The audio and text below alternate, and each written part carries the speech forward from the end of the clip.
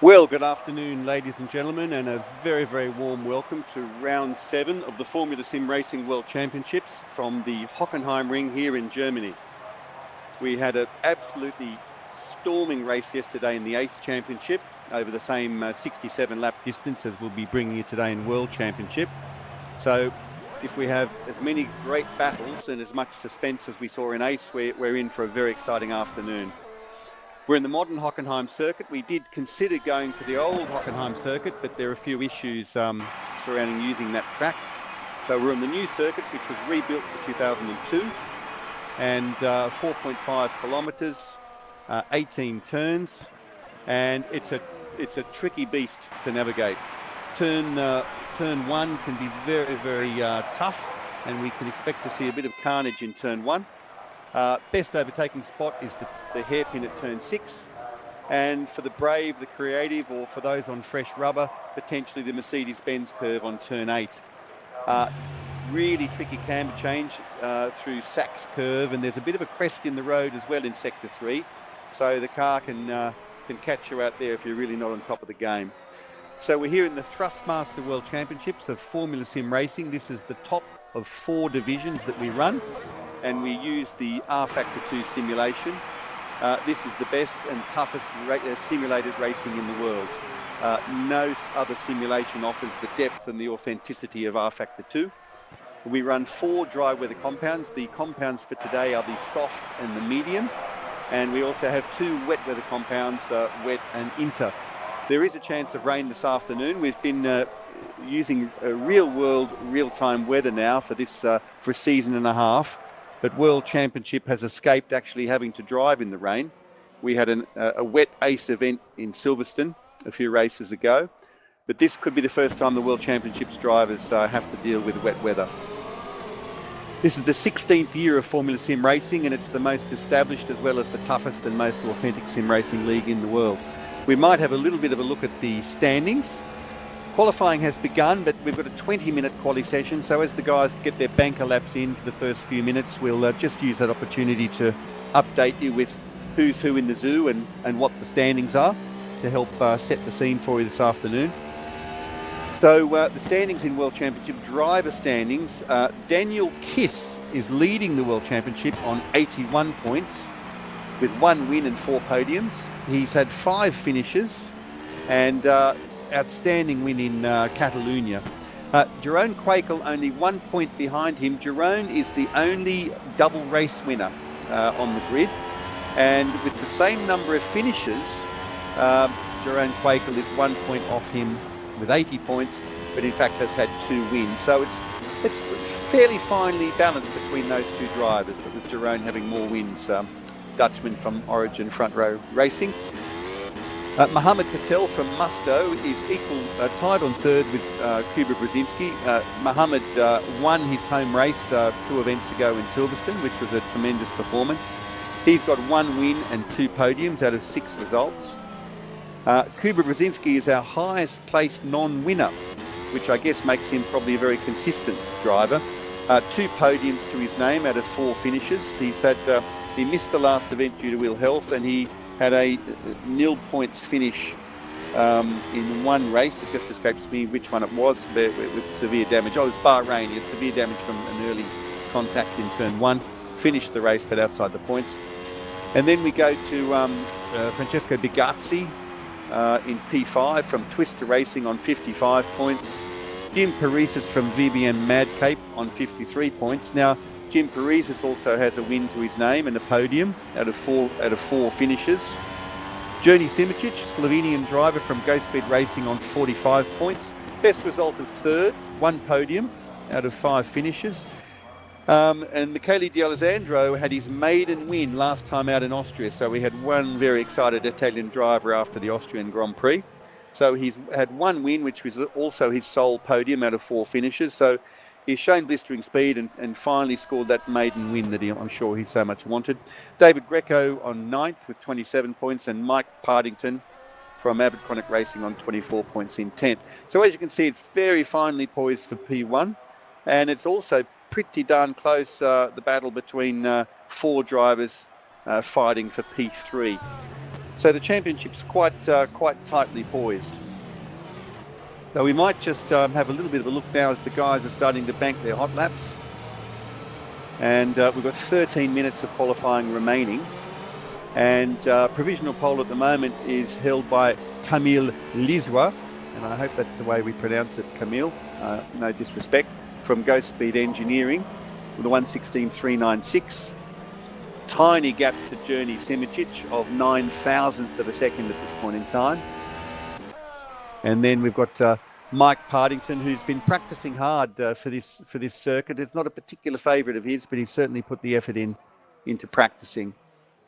You can see there on the totem on the left-hand side. You can also see on your screen at the top the current temperature, which is 25 degrees, and that's comes to us directly from a weather station just a couple of kilometres from the track on the eastern side of Hockenheim proper, and delivering us, as we said before, real-time, real-world weather. The car the guys are using is essentially a contemporary Formula One car, with hybrid power delivery and torque, fairly low fuel consumption, fairly low RPM limit. Car's a bit heavier than the 2012 car that we've used for the last couple of seasons, and it's a challenge to drive and a challenge to set up. So we should be looking at some pretty exciting racing for you this afternoon. So I'm just going to have a little bit of a look at live timing here. Did I hear somebody else arrive in the commentary booth there?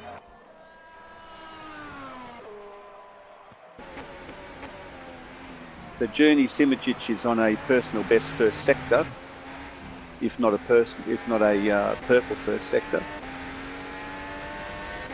Oh, I'd like to welcome my fellow commentator Chris de Jong has joined us here. Our good afternoon. Expert and veteran commentator. Welcome, Chris. How are you today? Well, thanks for those titles. I'm doing fantastic, thank you, and for the people at home, I hope you feel fantastic as well. And well, we're certainly up for an interesting day here at the track, aren't we?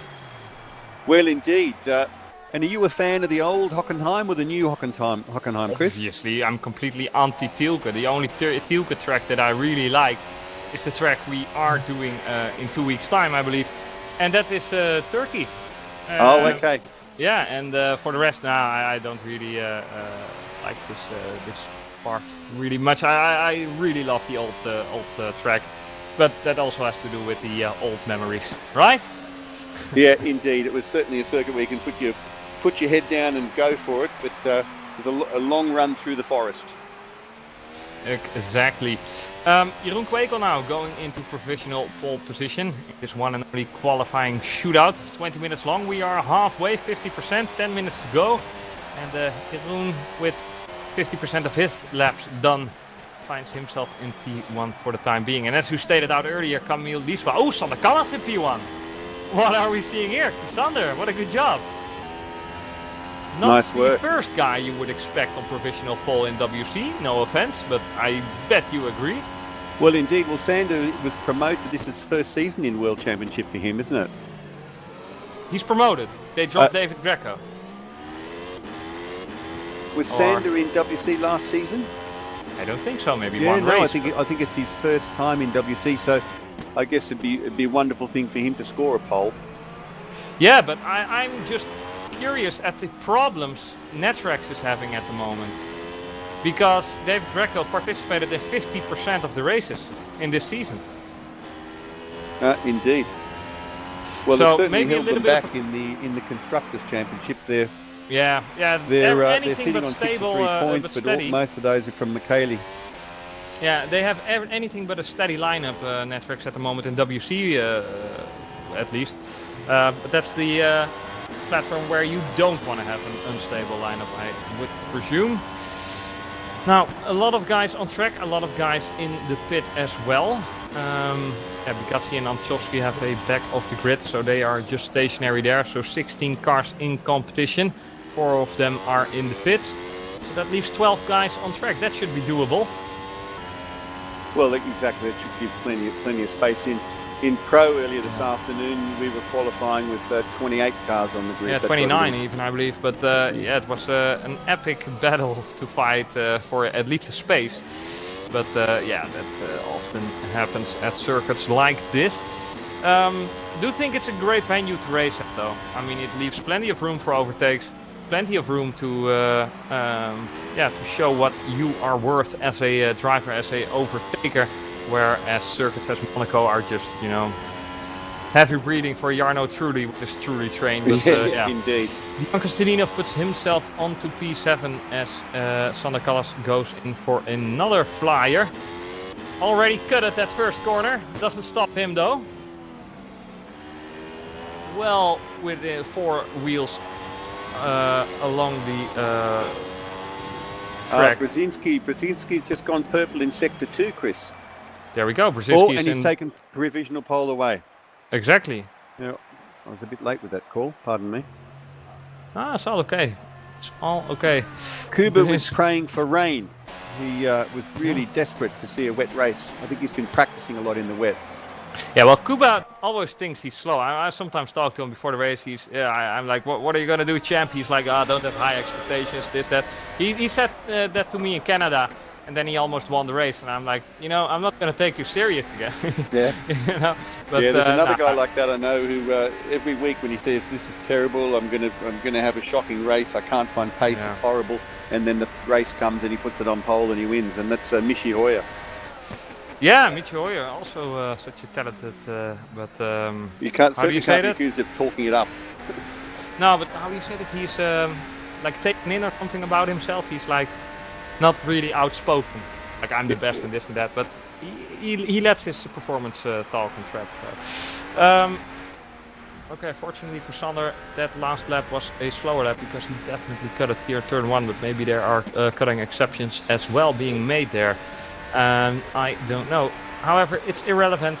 This is the strongest quali performance we've seen for Journey Simičić this season, Chris, because I remember a couple of times we were talking about this, and Journey's was racing a lot better than he was qualifying. So to see him up currently provisionally on the front row, that's a bit exciting. But don't sleep, he's bumped in the second row.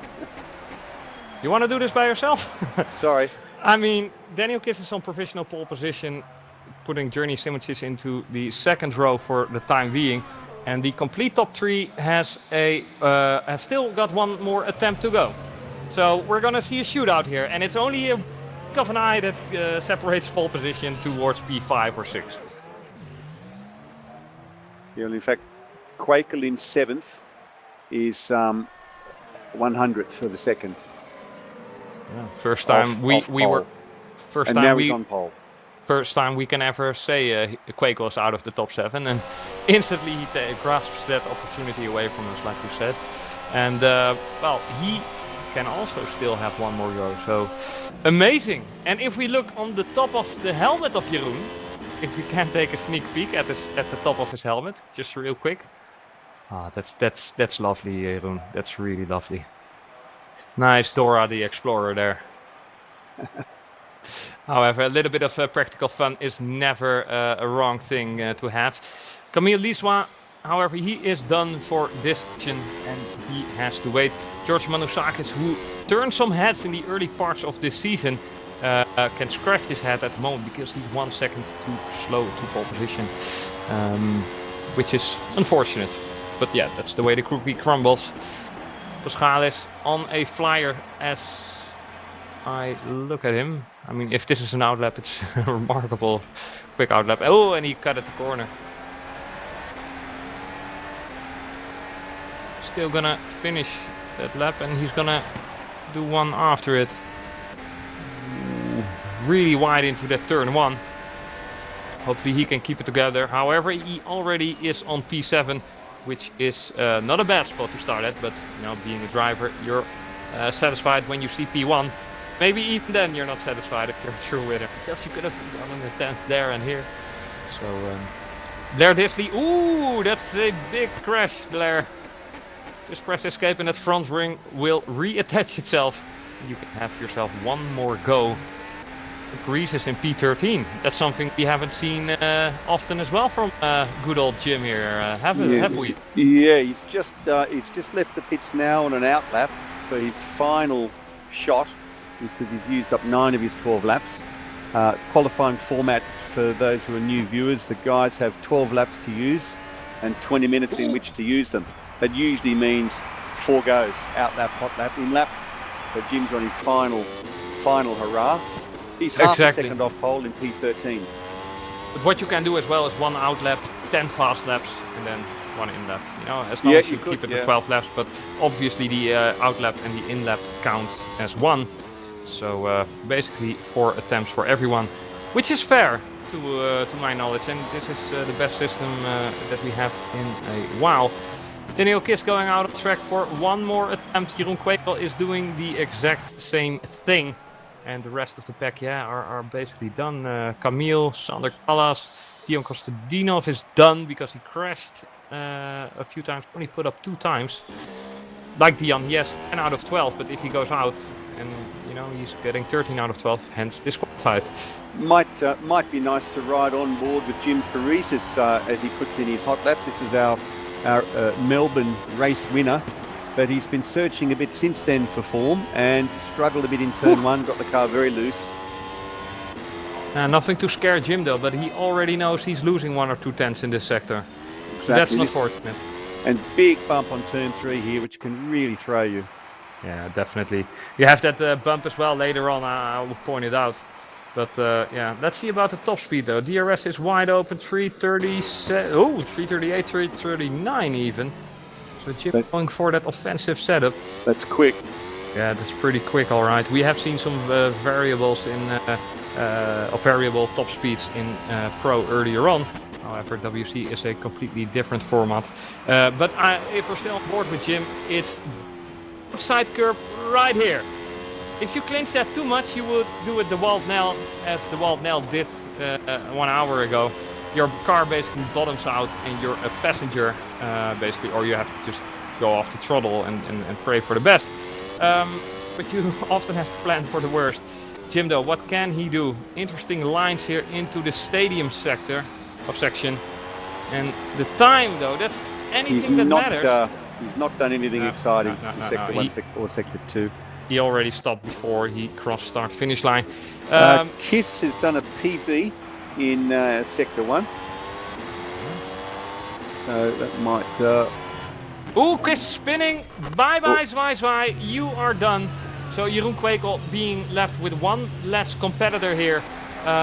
Daniel Kiss not going to get onto pole position. Jeroen Kwekel is already on professional pole position. However, Kuba Brzezinski and Journey Simicic aren't the names that I want to push out of the contention right now, because they are famous people here. I think Journey's on his final hot lap. He's giving it plenty. Yeah, indeed. And I'll give you a hint how he gets on in Sector 1 in a moment. Not a PB. I'm pretty curious at Cuba if we can go on board. Cuba only set 1 time so far in 10 attempts or 10 laps. So maybe 4 attempts. Well, Simicic is only 1,000th off his PB. So if he has a decent Sector 2. Cuba going on to start finish now. What can he do? The young Polish driver puts himself into P2. Just a hair length short of pole position. Jeroen Kwekel not improving his time. Doesn't need to in the end. But yeah, Jeroen Kwekel seemingly on pole position, except if Journey doesn't. He doesn't. And Journey's spun. Journey has spun indeed. Now it's the turn of Paschalis. But assuming this won't be pole position, but it's 1/10, 1.5 tenths that gives him pole position. So, you know, if he gives it everything he's got, perhaps. Big commitment in the final corner there. And he doesn't improve, unfortunately. Unfortunate. But look at those times here, ladies and gentlemen. I mean, it's... I don't think I ever seen it this close, to be honest. That's the tightest I've ever seen. The top 6 on a 10th. Yep. Exactly. Yeah, that's just that's a blink of an eye. So I think the guys have found that. It's amazing though, isn't it? They find the limits. The limit is within a 10th of a second, and Kwekel once again on pole. Yeah, maybe in a perfect lap you might be able to do a 1:59, but I think we have edged out the limit here. So Kuba Brzezinski saying, I'm never going to outqualify Jeroen. I am sad. Jeroen is like, nope, indeed. Great team, those guys of Origin front row. I think that's the best qualifying performance Kuba's done this season. He's been quick, but I don't think he's been much higher than P4. So I think that's a PB for him in quali. So that augurs well for the race. Yeah. I think Kuba's another guy, a bit like Journey, who generally races better than he qualies. In fact, in seeing Journey up there in P4, I think that's very encouraging for him. Yeah, definitely better than the last Grand Prix you started in. So. And Paschalis Gerdes, the Greek freak, as Johnny Simon used to call him, was our ace winner yesterday, and he's sitting in P7 on the World Championship grid, so that must be a nice feeling for him. Yeah. Well, I think we have to go out for a quick commercial break. I'm not looking at George Winter, but I'm definitely hinting at him for a confirmation. Well, in fact, I think we've got a beautiful new intro George might be playing. I don't know what George is doing. He might be AFK, so... well, let's just go on with commentary then. So, let's just stick in this warm-up session. Pretty curious to see if we see different lap times in this session, even though we have to take it with a little bit of a grain of salt. However, it does give you a wide indication, so to speak. Chris, George has just told me he is ready to play the intro, so we've got a beautiful new intro that we already have started the broadcast for your information, but if you want to do an intro and confuse the people, be my guest. Well, I think it's great entertainment and helps to set the scene. Go for it, George.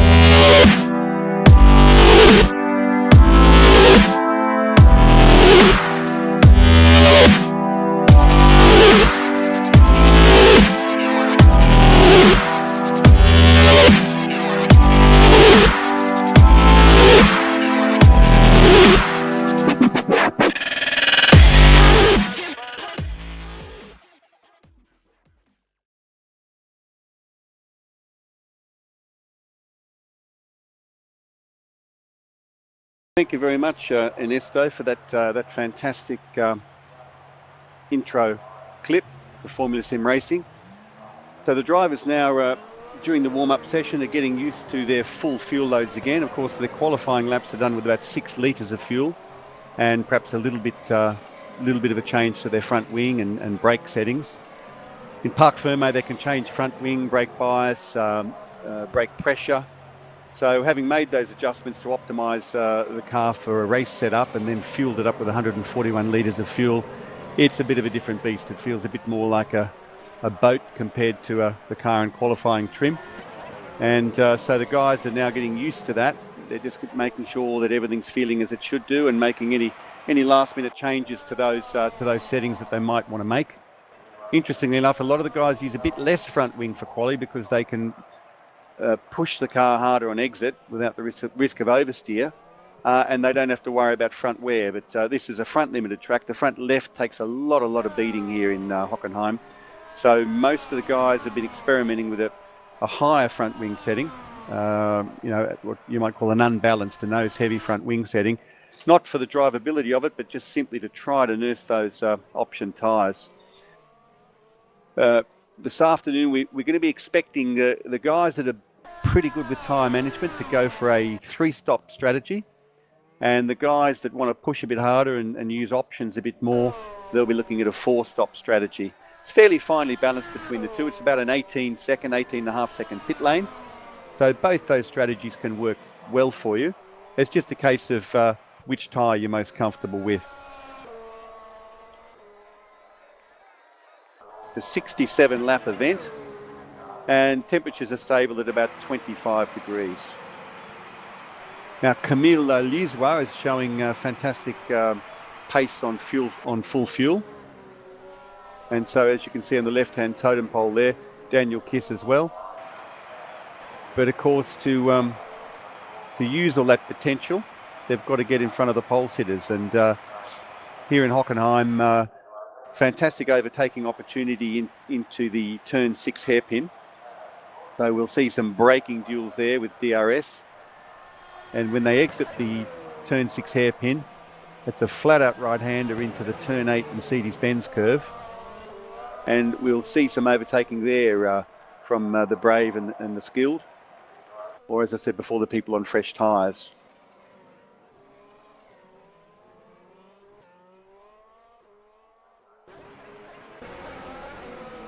So if any of you are interested in getting involved in Formula Sim Racing, all of the links, all the contact details appear underneath the stream and will appear later on in the YouTube details.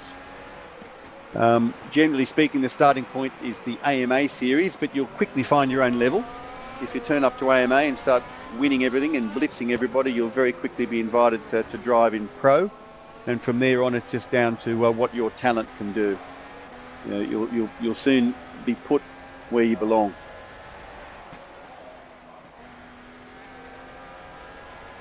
Now these cars have boost available to them, so it's a bit like using a rich mix. Uses a bit more fuel, creates a bit more temp, offers about 80 horsepower more. And in World Championship, the drivers will have up to sort of 15, 18 litres available to use in boost this afternoon.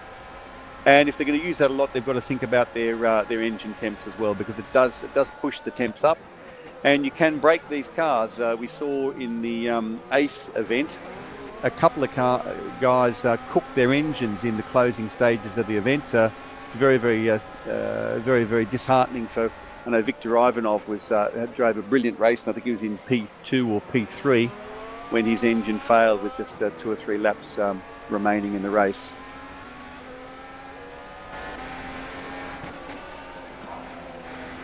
So with just 2 minutes remaining of the warm-up session, the drivers will be readying themselves to join the grid.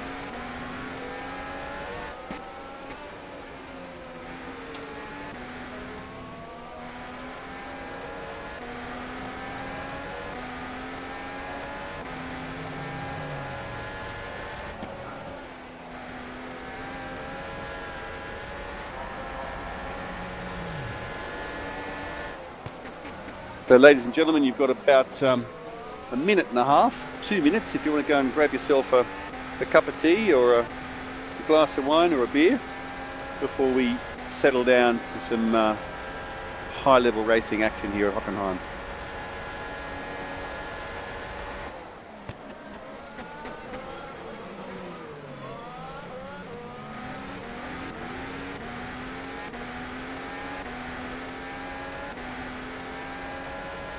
No sign at all of the threatened rain, but there is potential for a thunderstorm this afternoon. But I'm looking up at the sky, and at the moment it's still clear blue sky and 25 degrees at Hockenheim. So it remains to be seen. It's a long race. It's over an hour and a half, so we could easily find ourselves in a thunderstorm, requiring the drivers to put the wet weather tyres on.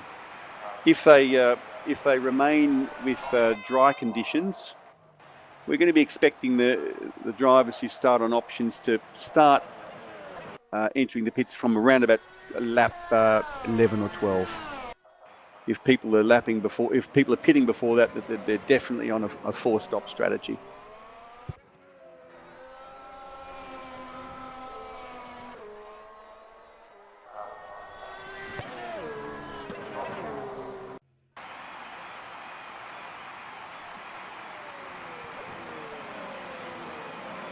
So just a few seconds on the countdown clock now. The drivers will all join the grid and proceed around the track for their warm-up lap, their formation lap.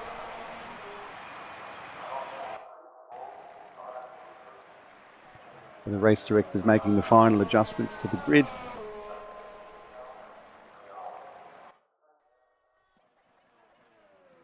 And you probably noticed on the timing screens there a bigger divergence in lap time, much bigger divergence in lap time between qualifying lap times and race lap times. We're looking at sort of a full second really separating P1 and P10. So it just goes to show that it's a different animal when you're trying to wrestle it around the track on full fuel versus hot lapping with quali fuel loads.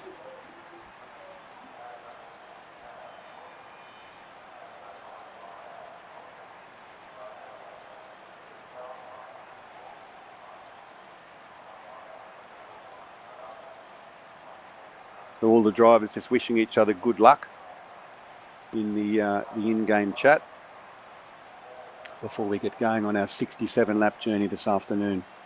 Temperatures still hovering around 25 degrees. You might have seen it jump up to 29, then it does that at the beginning of the session. It goes back to default until the weather plug-in activates as people join the grid. And then it moves to the actual real-world temperature there in Hockenheim. Quite an exciting feature. It mightn't sound like much or seem like much, but there's just something, just provides another edge when you've got to get up in the morning and check the real world weather for the physical location of Hockenheim before you decide how you're going to set your car up. It just adds another edge to the simulation. As the drivers now take us away for the formation lap. Quakel on pole, Brzezinski his rear gunner next to him on the front row. Little graphics glitch at the moment that you might be seeing hard tyres, but they'll quickly sort itself out. They're all on the yellow sidewall soft tyre. And what the drivers are doing now is trying to use as little fuel as they can, keep their engine temps as low as possible, get a little bit of heat into the brakes, get a little bit of heat into the tyres without creating too much wear, and convey themselves around to the start line again.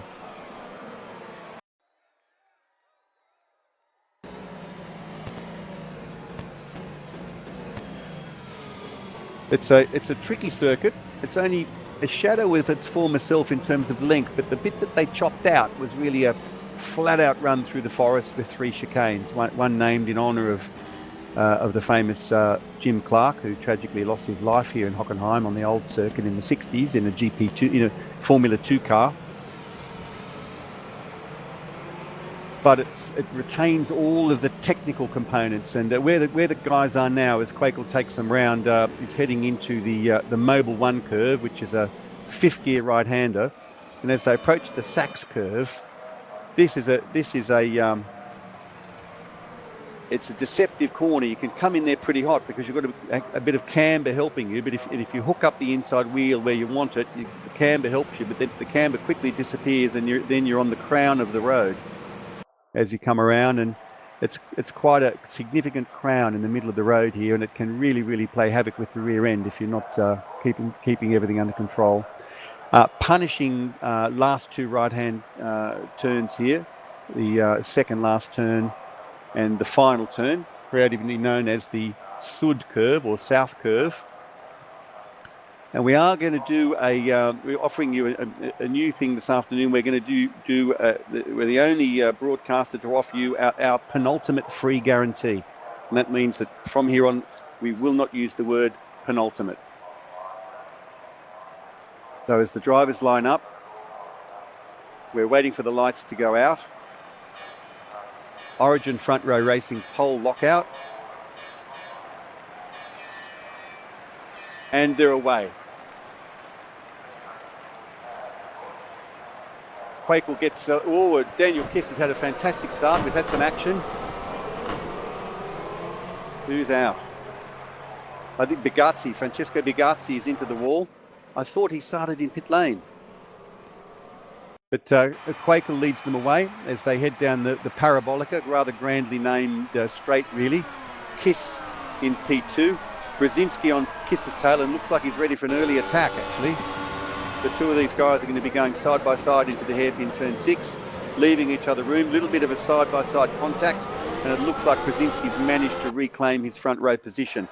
Bold start, bold attack by Kiss, and very strong and early fight back by Brzezinski. He doesn't want to be stuck behind Kiss. Kiss is a fast guy, and if he didn't get that dealt with in the first lap, he could have been sitting behind him for a very, very long time, at least till the end of stint 1, where he would have had to then do something clever with pit strategy. So Simičić is where he started in P4, so he's looking good. Simičić's been very, very fast this season in racing, hasn't always qualified to his full potential. Paschalis Gurgis in P6 has gained a position from his starting point of P7. And we've lost John, at this stage after lap 1, we've lost 2 runners. We've lost John Eric Saxon from Born to Win, and we've lost Francesco Bigazzi, sadly, from the race. Rejoining the action here. Quakel's managed to get a bit of breathing space, I guess due to the Kiss-Brzezinski battle. That's allowed Jerome Quakel to start to forge a bit of a gap, and he's now 1.7 seconds up the road. We saw this in Silverstone. Jerome showed a clean pair of heels for the rest of the pack and really started to build a very strong gap, but he took a lot out of his tyres in doing that, and was forced to use primes for one more stint than Mohammed Patel did. And Mohammed Patel's option stint actually is what put him in the box seat for that race win. Daniel Kiss all over the back of Brzezinski. He certainly doesn't think it's a done deal. And I'm sure if Kiss gets any opportunity at all, he'll be attacking Brzezinski as they enter the Modal 1 curve in Sector 3. Kiss's car's looking very, very stable even in the dirty air. We'll see how they go through the final 2 right-handers. Corner with no name and the Sud curve or South curve. And they head up the pit straight again now for the quite dangerous turn 1, the North curve. And it can't be overestimated how tricky it is coming around that particular corner. Get 2 outside wheels on the wrong side of that curb, and it's all over Red Rover.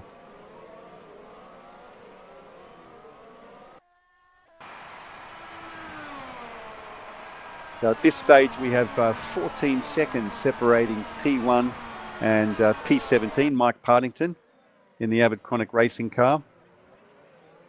But the first 9 cars separated by 6 seconds. We've just Sander Callis has just been able to make a move on George Manitsakis. I don't know if George got that or not, but just as I clicked on them, Callis made a bold move into the turn 6 hairpin and consolidated his position ahead of George Manitsakis. So fantastic move there from Sander. Sander seems, from his quality performance as well, to be very, very comfortable with this track. So he's definitely on form today for Netrex.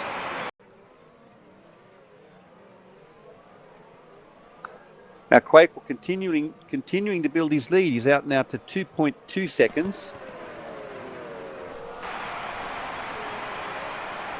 Brzezinski, as he crosses the finish line now, it's down to 2 seconds. Brzezinski goes a little bit wide on turn 1, but manages to keep it all together. Kiss 0.6 of a second behind Brzezinski, so Kiss will get DRS this time round. So we'll see how well Kuba Brzezinski has set his car up to defend against the DRS attack. And I can see the DRS flap is open, and Kiss now is attacking Brzezinski. 325, 329, 330. Not a stunning top speed, considering a DRS and a tow, and that allows Brzezinski to maintain his position.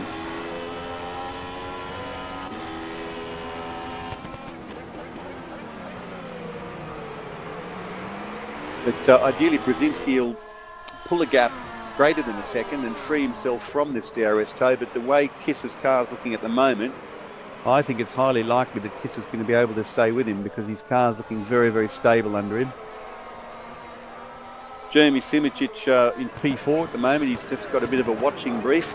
Sometimes when you're in this situation and the 2 cars in front of you are fighting on track, you're just thinking, okay guys, the harder you go, the better it's going to be for me. So he might be hoping these 2 guys fight so hard they slow themselves down a bit, but it looks to me that Kiss is going to have DRS again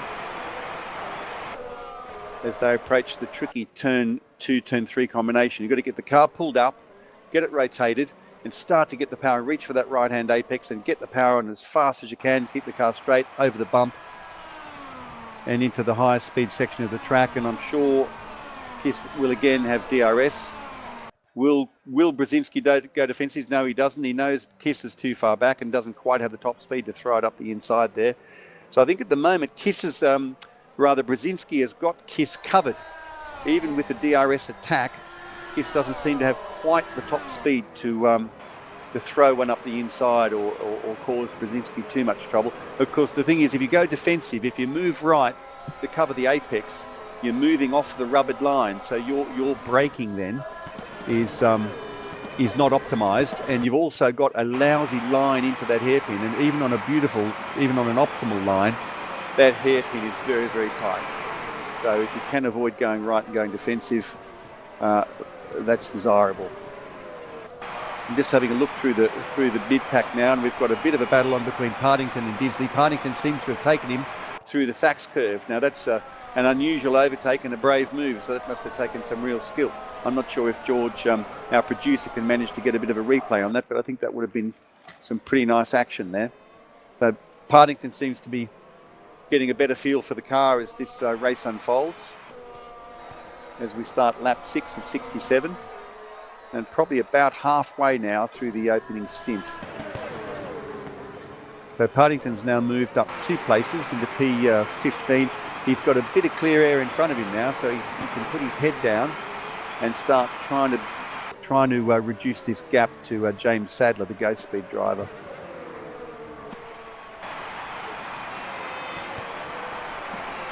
It seems to still be business as usual at the front. We've got Brzezinski 2 seconds off Quakel, Daniel Kiss about 0.6 of a second off Brzezinski, and Journey Simicic patiently driving around in P4, potentially looking after his tyres, certainly far enough back so that the dirty air isn't affecting his front tyres. Because of course what happens is when you get closer to the car in front, you start to lose front downforce, which means more steered angle to get round the corner, which means more heat and more wear. So the tyres go into this diminishing cycle of more temp and more wear and less grip. So if you can sit back just outside that sort of distance, and this also means that Daniel Kiss he's got to do something with Kuba as soon as he can, because if he just sits here behind him for lap after lap, he's just going to end up cooking his front tyres. And it does seem that he's dropped back ever so slightly now. He's now about 0.8 back rather than 0.6 back. And so you've got DRS again, which is helping with his lap time for sure, but it's certainly not an aid to overtaking at the moment. James Sadler's out. I didn't see what happened there. I'm not sure if we can get a replay, but it looks like James Sadler had an issue.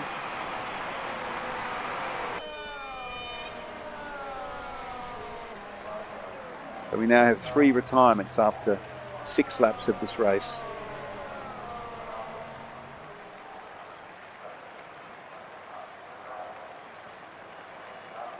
So Quaker looking dominant, resplendent with his Dora the Explorer helmet. Brzezinski still holding station, 2.1 seconds back. Kiss is fairly close again. Kiss is now 0.5 of a second. This could be the lap where he decides to make the attack. Certainly looks to be showing a bit of ambition as they head into turn 2.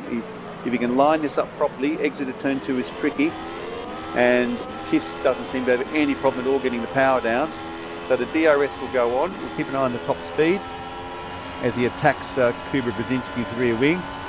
And he's getting to 335, 336 and then hitting the limiter. So he's just perhaps, well that's a great top speed, but seems to be coming fairly late. He was a little bit too late in the straight for him to make good use of it.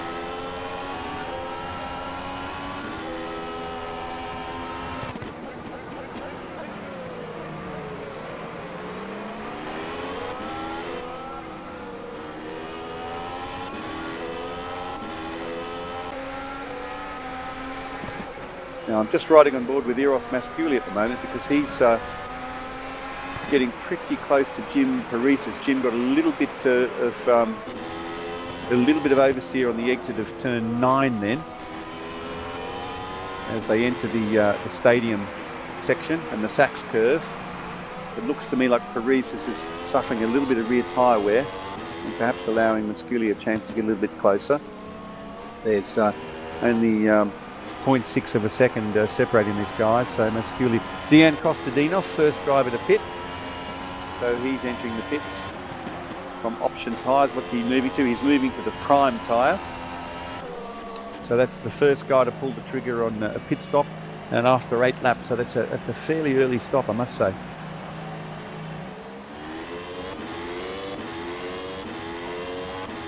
So at this stage of the race, the drivers are pushing hard, but they're measuring it. They're measuring the attack because they want to survive for 67 laps.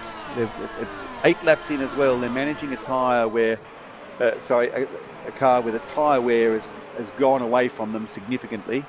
We're probably looking at about less than 60% left on the tyres, and when they get under 50, certainly under 45, they tend to hit a bit of a cliff. So the guys are going as quick as they can, but they've got to keep it on the black stuff, because to finish first you have to finish, is the well-worn phrase. Gaps very constant at the beginning. We've got at the front of the grid, we've got such a high calibre of driver here really amongst these top guys. Quakel, Brzezinski, Kiss, Simoncic. Very, very high standards. All race winners here in World Championship division. Simoncic gets a little loose on turn 1, and your heart can skip a beat when that happens. But he certainly seems to be having no trouble keeping Daniel Kiss in his sights. Martin Hodas now pits as well after 9 laps to get off his option tyres. And again, he moves on to the prime tyre. I think it's going to be another couple of laps before it gets really hectic though in pit lane. But if you're struggling on wear here at Hockenheim, you certainly just can't stay out there and grin and bear it, because the way this track is, with its big braking zones, with its tricky cambers, and with the crown in the middle of the road in sector 3, you just can't be out there on rubber that you really aren't feeling confident on. Top 4 still quite metronomic, so we'll just have a little bit of a look for some gaps here. Pashalis Gergis really is, if anything, getting a little bit closer to this lead train. He's quite close to Camille Liswa, who's performing very, very well today in his Ghost Speed engineering car. And in fact, this lead pack now, Michele D'Alessandro, who's our race winner in Austria, so he must be Simoncic pitting after 10 laps.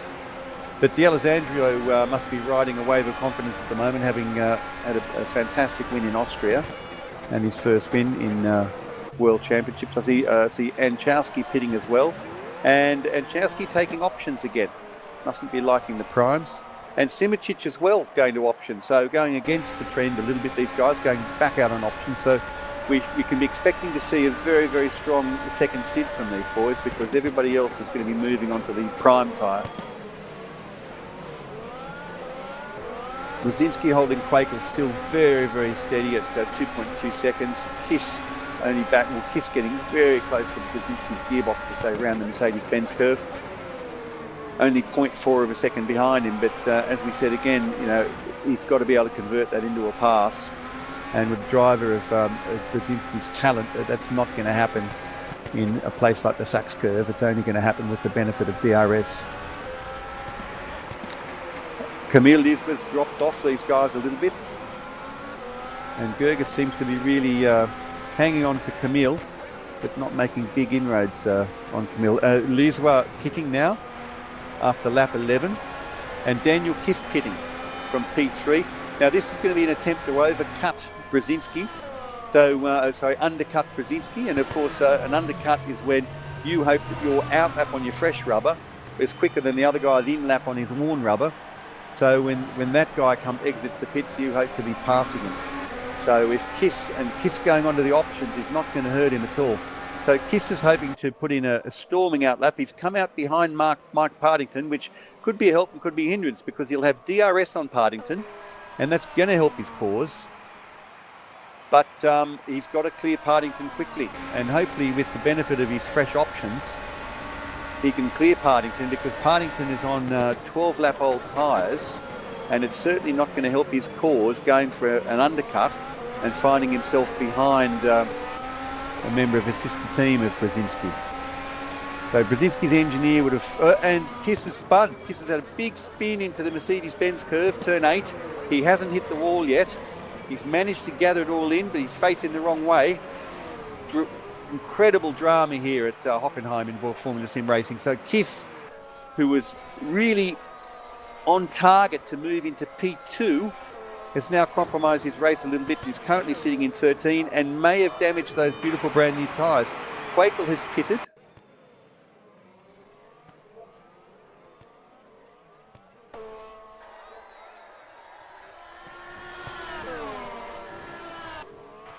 Brzezinski's still out, so Brzezinski's going for 13th lap.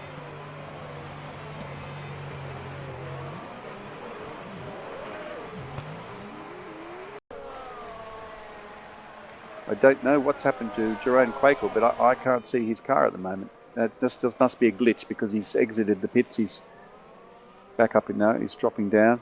There's a weird glitch going on with Quakel's car, so I'll leave that alone for the moment.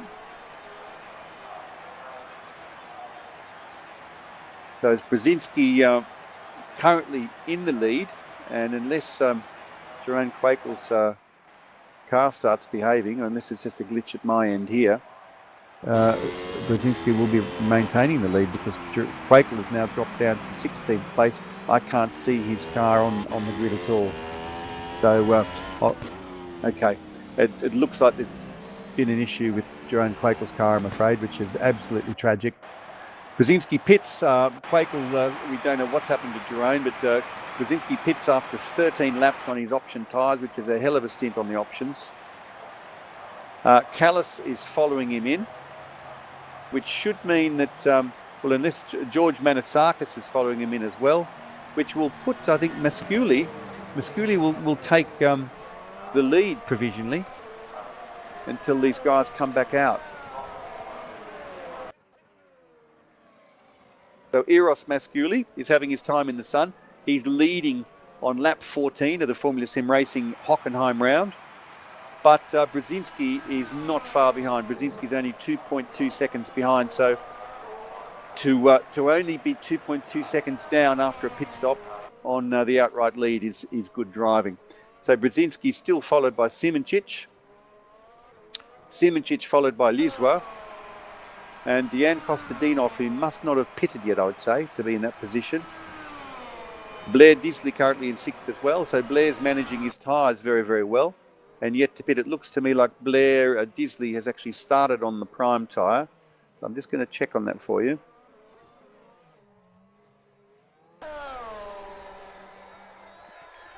So a lot of drama here surrounding the pit stops.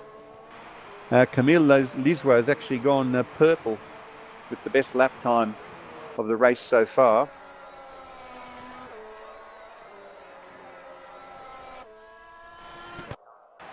And yeah, Blair Disley started on the prime and has done 13 laps on the prime. So we can be pretty, you can safely assume that Blair is going to be on a 3-stopper, and he'll do 3 prime stints and 1 option stint. So that's the reason he's been able to stay out so long.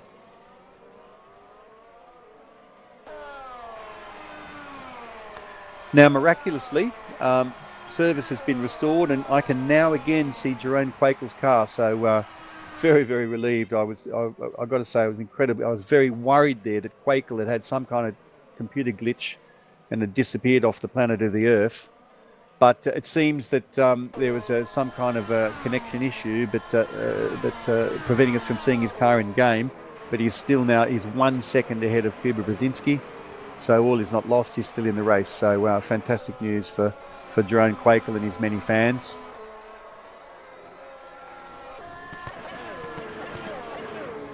So it's Quakel, Brzezinski, Simončić. Daniel Kiss, I've got to say, he's recovered pretty well. Daniel Kiss is only 7 seconds down, and it looks like he's got these option tyres working well now. So after that little spin, entering the Mercedes-Benz curve, he's put his head down. He's only 7 seconds back, and we've got a lot of laps to play. We've got 52 laps remaining, so it is far from over for the race winner from Catalonia.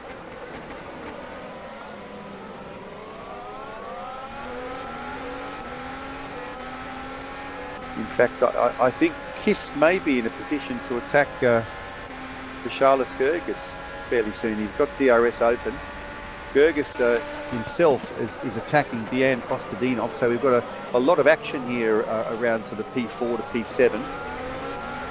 Charles was the race winner yesterday in Ace, put on a sublime performance. It drove away from everybody in the opening stint.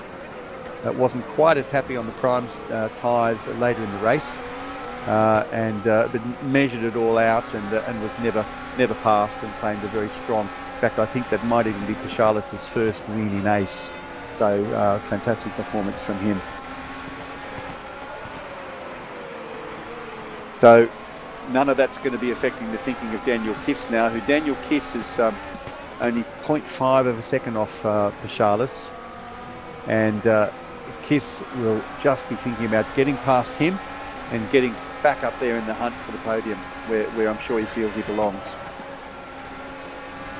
So 16 laps into this race, we've got an 8-second gap for the top 7. Quakel still managing to hold Brzezinski to 2 seconds, which I'm sure will make him very happy. Brzezinski managing to run 1 lap longer. Quakel on the options though. Now, is this going to be another strong stint from Quakel? Because the option tyre, as we've seen, it will last 12 to 13 laps on full fuel. You can probably add another lap to that now because as fuel level drops off, car gets lighter, road rubber's in, and all of those things conspire to be able to let you deliver the lap time without stressing the tyres quite as much. But Kuba holding Girone to within 2 seconds with Girone on the faster tyres. So for my money, that means this option stint isn't quite delivering perhaps what Girone had hoped it might deliver. Or, as I say, that the gap is now up to 2.3 seconds. Simončić 1.5 seconds off Kuba. And Kiss just drifting back off the back of Pachalis a little bit. Certainly with a full race yesterday over the same distance, 67 lap distance in Ace, Pachalis certainly will have his eye in and have a good feel for what the tyres are doing. If you're wondering about the difference between World Championship and Ace, very little really. World Championship, there are absolutely no assists at all, and you're allowed to have an engineer on the server to help you. Real-time, real-world weather, including rain. Ace, exactly the same, but in Ace, auto clutch is allowed, and your engineer isn't allowed on the server in spectate mode. So we can see here we've probably got 6 or 8 guys engineering for their drivers. Kiss is getting a bit of a shot at Kostadinov there. In fact, I've missed Pachalis passing Kostadinov, so sorry about that. I was so focused on the little story I wanted to tell about Ace, so please forgive me. So Kostadinov now on the gearbox of Gerges, wondering if he can get that place back. And Kiss now wondering if he can do what Pachalis Gerges did and attack Kostadinov for a pass. Now Kiss's tyres are only 5 laps old. They had a little bit of a spin, but a spin doesn't hurt them as much as a lock-up. At least you don't get a massive flat spot. You know, as long as if the tyres keep rolling. Within this sim, if you do flat spot the tyre, just like real life, the steering wheel just wants to vibrate out of your hands, and it can actually hurt if you've got a high quality steering wheel. We cue the opportunity to mention our title sponsor, Thrustmaster. So we thank Thrustmaster for the umpteenth year in supporting Formula Sim Racing, the pinnacle of sim racing on planet Earth. Kiss doesn't seem to be making massive inroads on Kostadinov, I've got to say. Kostadinov actually seems to have DRS on... Kostadinov had DRS courtesy of Pachalis as well. So although Kiss has closed up on him nicely, it's going to get down to a little bit to tyre management here. Kostadinov is on the prime, Kiss on the option. So Kiss might be starting to feel a bit ambitious here. You sort of need a mistake or somebody on worn tyres to make that work into turn 8, but we saw some action there in the race yesterday. And Kiss will be looking for any angle. He certainly won't want to have his option stint spent in the dirty air behind Dejan Kostadinov on primes. That's not what you intend at all. But a great driver can come back from a setback like that, and Dejan Kostadinov still only 8 seconds from Jerome Quakel. His strategy perhaps compromised now because he was hoping for clear air on these options and to be potentially in P2. So he's now on his option stint and he's back in P6. And that's going to mean his engineers on the pit wall are going to be scratching their heads and rethinking this a little bit, with whether or not they want him to continue on options and potentially stop again, or whether they've got to say to him, look after these tyres. You're not going to get past these guys. Just look after them and go for an undercut at your next stop. It'll definitely be an undercut as far as Dejan Kostadinov is concerned, because he's on the prime tyre.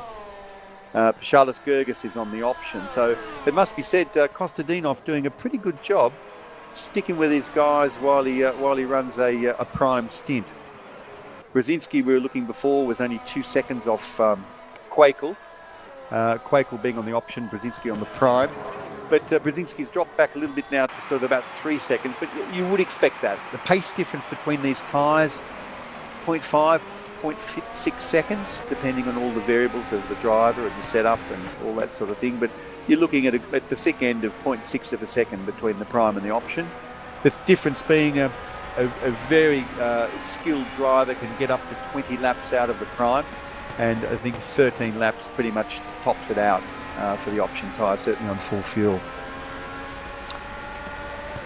So the guys, it's business as usual at the moment at the front end. Quakel, Brzezinski. Simoncic is in fact getting pretty close to Brzezinski here, and he's had a good exit from turn 3, managed the bumps quite well. He's opened the DRS, and let's see what Simoncic has got in top speed, and it's looking pretty impressive. He's making a big move up the inside of Brzezinski, and it looks like he's going to park it on the apex. And a very elegant move there from Simoncic. He had the car set up, but is Brzezinski fighting back? Brzezinski's going to stick to his... No, he's relinquished the position. Journey on options, Kuba on primes. He's got to get this prime stint done, and as long as he can stay in contact, that's good. But that was a very nice move from Journey, and it just shows that he's got his car set up with a fantastic top speed, because as we saw before, in the same situation, Daniel Kiss really couldn't make much of a dent on Brzezinski. So at the moment, lying in second place, Journey Simoncic, Slovenian driver, and in my opinion, probably the best driver who has yet to score a win in Formula Sim racing. So, you know, all the other top guys have had a win. Journey has knocked on the door a couple of times, most notably in Suzuka last year when Jerome Quakel stepped up. Kiss in the pits again. So obviously these options aren't delivering for him. It might have been the spin, or alternatively his engineers have called him in and say, hey, you're not going to pass these guys, let's undercut them. So Kiss going aggressive with his strategy, moving on to the prime and going to play the long game. So that's an interesting call, because he's, as we talked about before, his option stint was being absolutely ruined by being stuck behind, Gerges and Kostadinov being on prime. So there was no point just sitting there and burning up your options. So they've cunningly switched strategy, and cleverly they've managed to bring him out ahead of Mike Partington.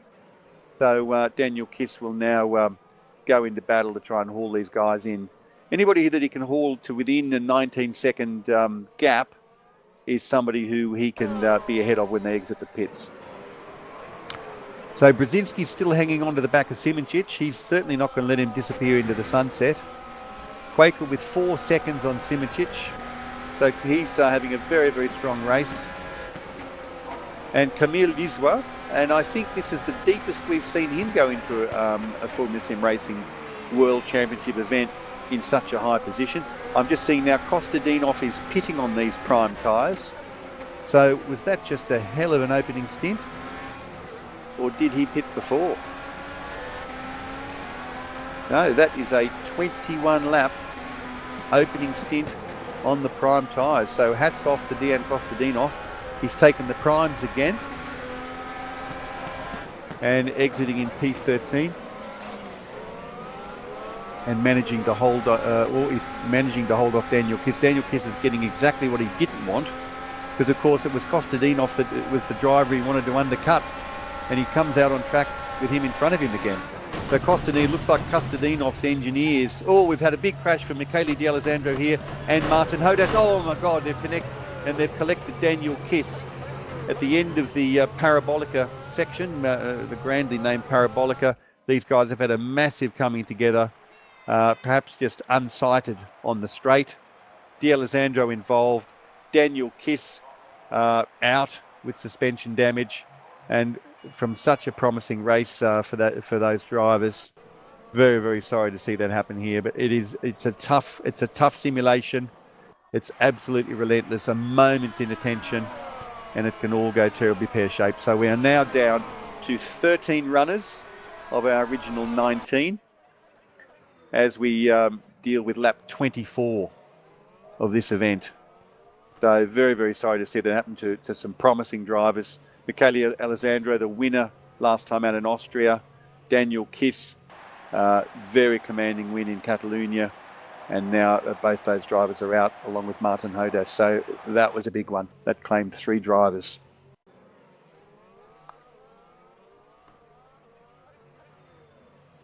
So Quakel with now a 5-second gap to Journey Simicic. And he's in clear air. He's got a lovely buffer. But I'm sure his engineer, Justin Sutton, who was a commentator yesterday in ACE, anybody who listened to ACE, Justin does a fine job engineering for Jerome. These guys will still be talking and planning and plotting and making sure everything's as it should be. They'll be comparing their tyre wear to their target tyre wear. They run a full dress rehearsal. They'll run a race simulation with Justin in the engineering wall, and they will plot all the tyre wear figures, and Jerome will ask her. Simicic pitting from P2, and of course that was the price of going out again on the options versus Kuba on the primes. So let's see what Simicic takes this time. He's gone primes this time, so Journey's decided to go long, and he's going to Antachowski is pitted as well, so Journey's going to rejoin in 9th place. And that leaves Kuba Brzezinski 7 seconds to the rear of Jerome Quakel. Now Quakel, I think he's going to have to pit pretty soon. Jerome stopped at the end of lap 12. Brzezinski went to lap 13. And it does look to me like Quakel is getting a bit of understeer now. Yeah, he's having to use quite a lot of steered angle, and the car is starting to look, it's behaving in a little bit of an errant manner in sector 3. So I'll be won't be at all surprised if Jerome pits this lap. And no, he doesn't. He goes again.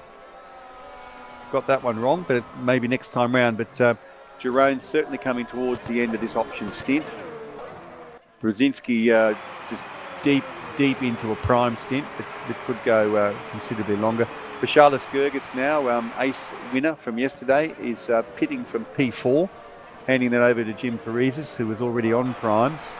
Vishalis was still on options.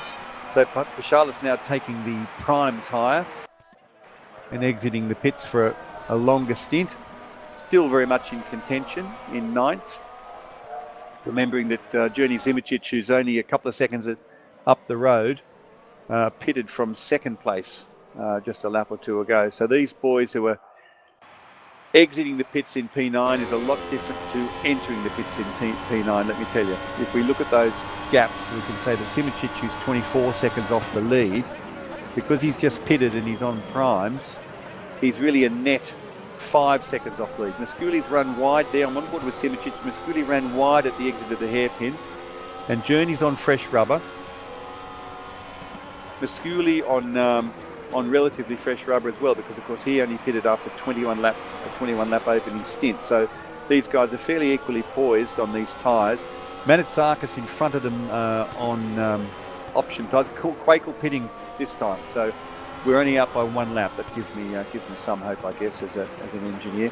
So Quakel pitting from the lead now and going primes this time, and that hands the race leader over to Kuba Brzezinski. quite closely followed really by Camille Liswa, as the guys round the hairpin in clear air. Paris is now up to P3, which is lovely work from Jim. And Jim Paris is, has he pitted? Yes, pardon me. No, I don't know that Jim's pitted. I think Jim might be just doing an incredible stint. I'm going to have a look at the data here, and I'm going to tell you if Jim Paris is still on his opening stint, because he did something quite magical in Bahrain. Now, those of you who watched Bahrain, Jim had a back of grid and ran a super long prime stint. And no, and I'm totally wrong. He did 11 laps on options, and he's 15 laps into his prime stint. So I take all of that back. But he did do a fantastic job in Bahrain to get himself from a back of grid to fourth place. And doing that in a field of this caliber is really, really something.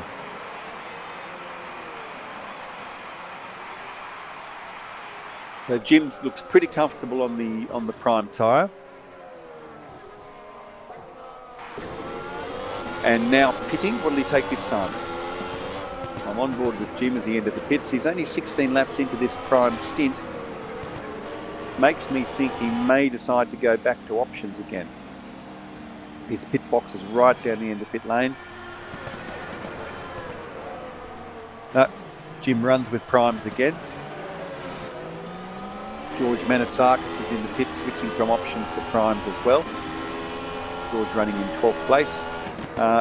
And now 13th is Antachowski, who pitted earlier, passes him.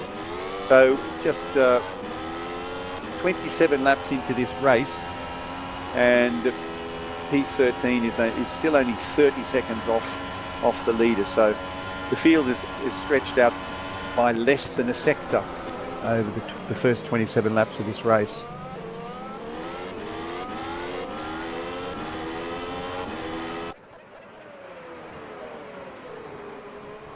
Now Quakel in a very strong position here on an outlap on fresh primes and only 8 seconds off the lead.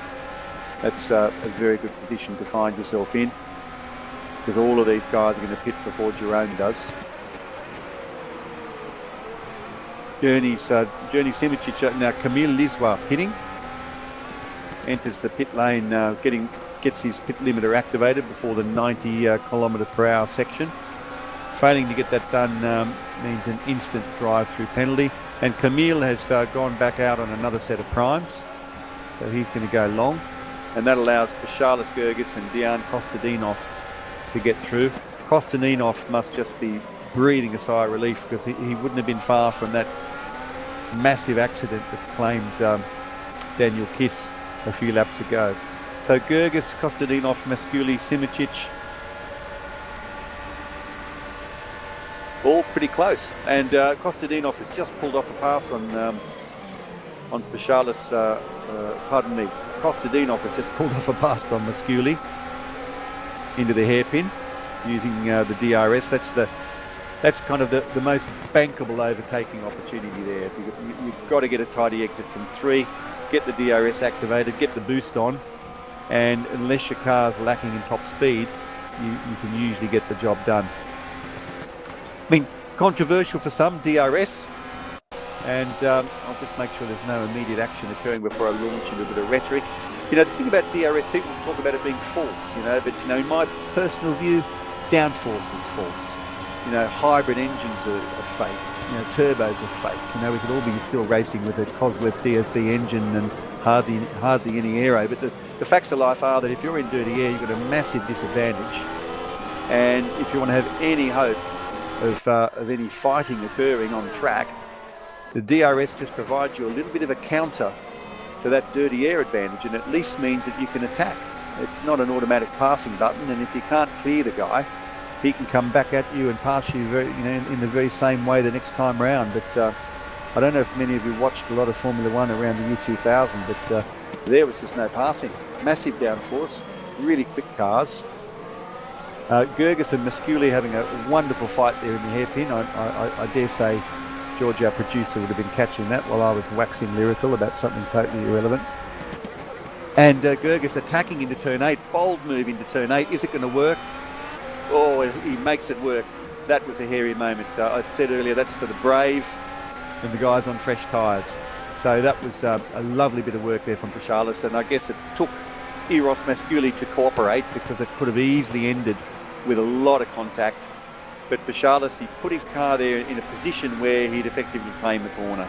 So all you can do when you're the driver that's been attacked there and somebody else parks it on the apex is to keep it safe. And Masculi, in fact, now enters the pits. He's obviously decided that he didn't have the rubber to fight back with. Sander Callis in the pits as well. Sander exiting on the option tyre this time round. Masculi just pulling into his pit box now. And Masculi is taking options as well. So it looks like Masculi wants to go on to the attack for the next dozen or 14 laps on the option tyres. Going to have a little bit of a look at Brzezinski's pace at the moment on these prime tyres. He's running with like clockwork.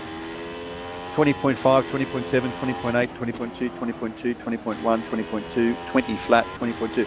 Kuba is running like absolute clockwork on these primes. So he's driving to a strategy here, I would say. Not trying to set any records or do anything too heroic, but just get the very best he can out of this prime stint and keep it all on target. Not sure who is engineering for Kuba today. Sometimes it's Mishi, sometimes David Cook helps out. David Cook was the pro race winner today. So hats off to David, my teammate. Kuba's still got the car working very well. Jerome Quakel is gaining ever so slightly. The gap down now to 7.7 seconds. It was just over 8. So there's not it's not night and day between the guys, although Jerome has got into the high 19s a couple of times. But, you know, whether that's going to take too much out of these primes and compromise his race a little bit later on, we won't really know until it all unfolds. So Kostadinov actually having a pretty close look at Simicic. This is one of the stronger performances from Diane that we've seen in recent weeks. The Aventus SimRacing driver.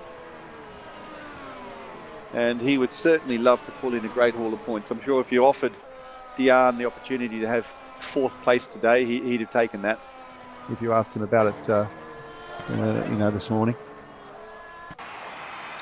So Paschalis Gergis has dropped off the back of him a little bit. Jim Paris is a bit of clear air between Paschalis and he. Camille is coming back with pretty fresh tyres, and Brzezinski now pits. So handing the lead back to Jerome. Brzezinski going for primes again, so it looks like these guys are just going to be trading blows on the primes for a little while. And Journey Simicic is through now into the lead, and Dejan Kostadinov with him.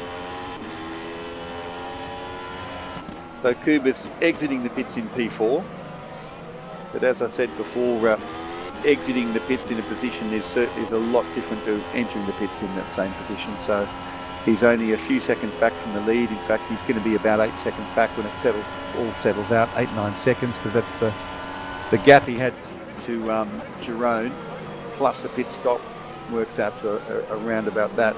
I'm just going to have a little bit of a look at Kostadinov's tyre strategy.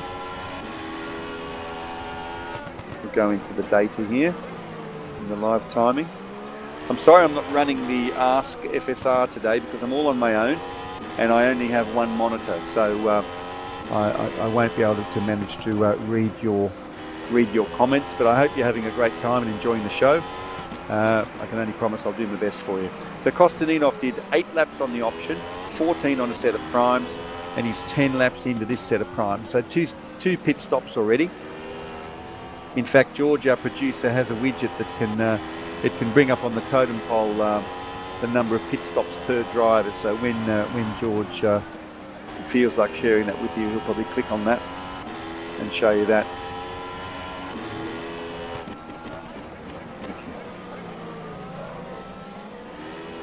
Can you repeat that, please, Georg?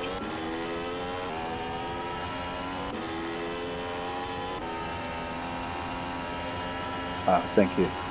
So Our producer George is just informing that Jerome is at the moment 1 pit stop less than the guys behind him. So that's pretty impressive driving. Oh, okay. The totem pole is showing 1 pit stop less than he had, and that would be down to that sort of technical glitch we had earlier. So whatever the number you see for Jerome on the top of the totem pole for pit stops, add 1 to that, and that's the real figure, because Jerome sort of disappeared into the ether there for a lap or so. I was very worried that in fact he was going to have a disconnection. So that was in the lap of the internet gods for a minute.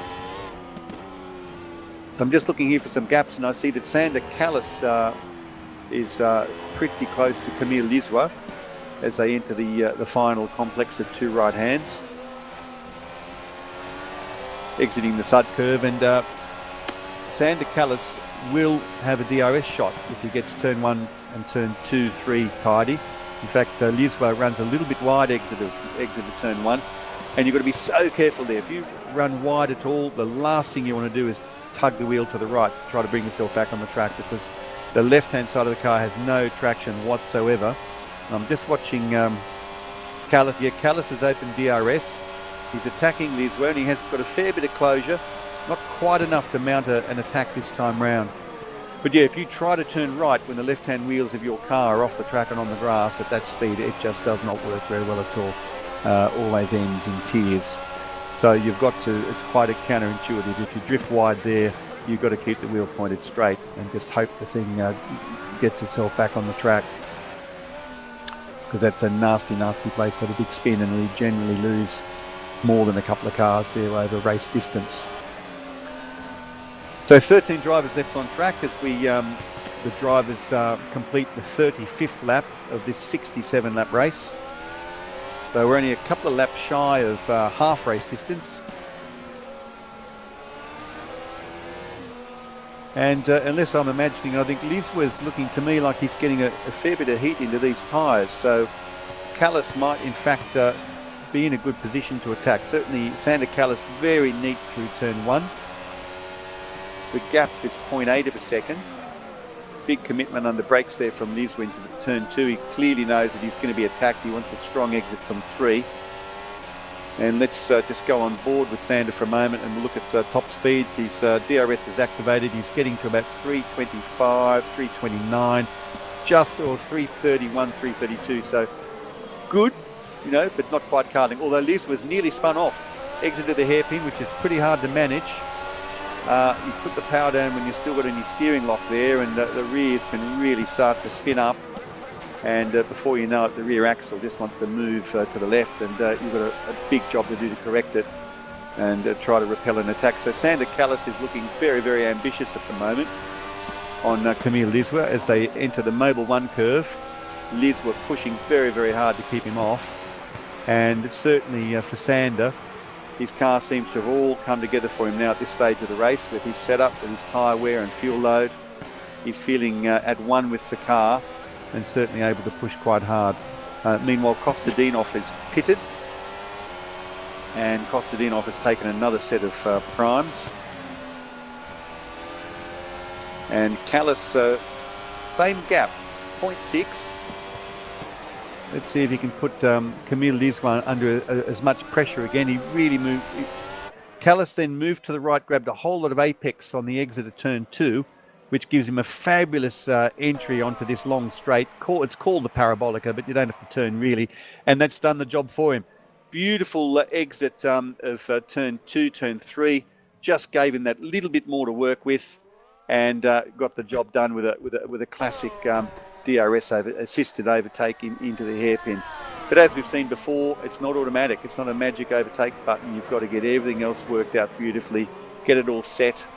Wouldn't have hurt his cause that he's on the option and Liswa is on the prime, but it was a fair fight for position 6, and Callis heads off for the moment with that booty. Now, freed from that dirty air of Camille Liswa, Callis should now be able to put some good laps in because he's on the option tyre. He's 4 seconds adrift of Jim Parizis, our Melbourne race winner. So he's got a lot of work to do if he wants to catch Jim. But Jim himself is only 1.2 seconds to the rear of Paschalis Gergis. As I just see Antichowski now pits from his prime tyre and takes on another set of primes. Yeah, Paris is not quite within DRS striking distance. Now, we talk a lot about top speed here in Formula Sim racing. We say, oh, you know, this guy's doing 335 kilometres an hour and that guy's doing 329. And you might be forgiven for sitting there and saying, well, you know, why doesn't everybody set their car up to do these fantastic top speeds? It's all a trade-off because, you know, you can set your wings really low and have a fantastic top speed, but not have the grip in the corners. And if your corner speed is slower, your lap time is not going to be as good. So it's a trade-off between enough wing to get the lap done, but not too much wing so that you can still have a fantastic top speed. And of course, all of the attacks for position happen usually in a DRS zone, so top speed is quite critical. So most of the guys run the wing perhaps a tiny bit less than what they might run for the absolute optimum lap time, and that's to allow them to attack and defend. And the other thing, of course, is tyre wear. The less wing you run for a given lap time, the more tyre wear you suffer, because the aero grip is just, you know, helping the cause of cornering. So if you're dropping your wing to really low levels for high top speeds, your cornering goes out the window and your tyre wear goes out the window. So it's finding that perfect balance. And with 19 drivers on the track, there would be 19 different interpretations of what that balance is. And that's what's part of what makes this rFactor 2 simulation, what makes Formula Sim racing just so authentic and just so seductive, is that the tiniest of changes manifest itself in how the car behaves and how the tyre wear behaves, and it's just, you know, incredible when you get deep into it. So Jim Parisa seems to be sitting a little bit steady. He's gained 0.2 of a second now. He's just exactly 1 second behind Paschalis. So I might just sit with him until they cross the start-finish line and see if Jim's going to be able to launch an attack this time round. Both of them on prime tyres. Paschalis Gergis, an ace driver. Jim Parisa is a race-winning World Championship driver. But Paschalis, one of the leading drivers in ace. He's a race winner from yesterday, and no slouch. But yeah, it's about 1.1 seconds. So unless Jim gets a stunning exit from turn 2, turn 3, he's not going to quite get DRS. And no, he doesn't get DRS. So might just have a little bit of a look at where Brzezinski is now hunting down Journey Simoncic. Both of these guys on prime tyres. 40 laps into our 67 lap event. The weather has dropped, the temperature's dropped a tiny bit. We're down to 24 degrees, but still no sign of this much vaunted, much talked about rain that we've been, you know, I guess sort of hoping for the last season and a bit. Not that it makes it easy, but just that it makes it exciting. It really, really throws all the cards in the air, and the drivers find it a huge challenge driving in the wet. The engineers find it a huge challenge engineering in these changing circumstances.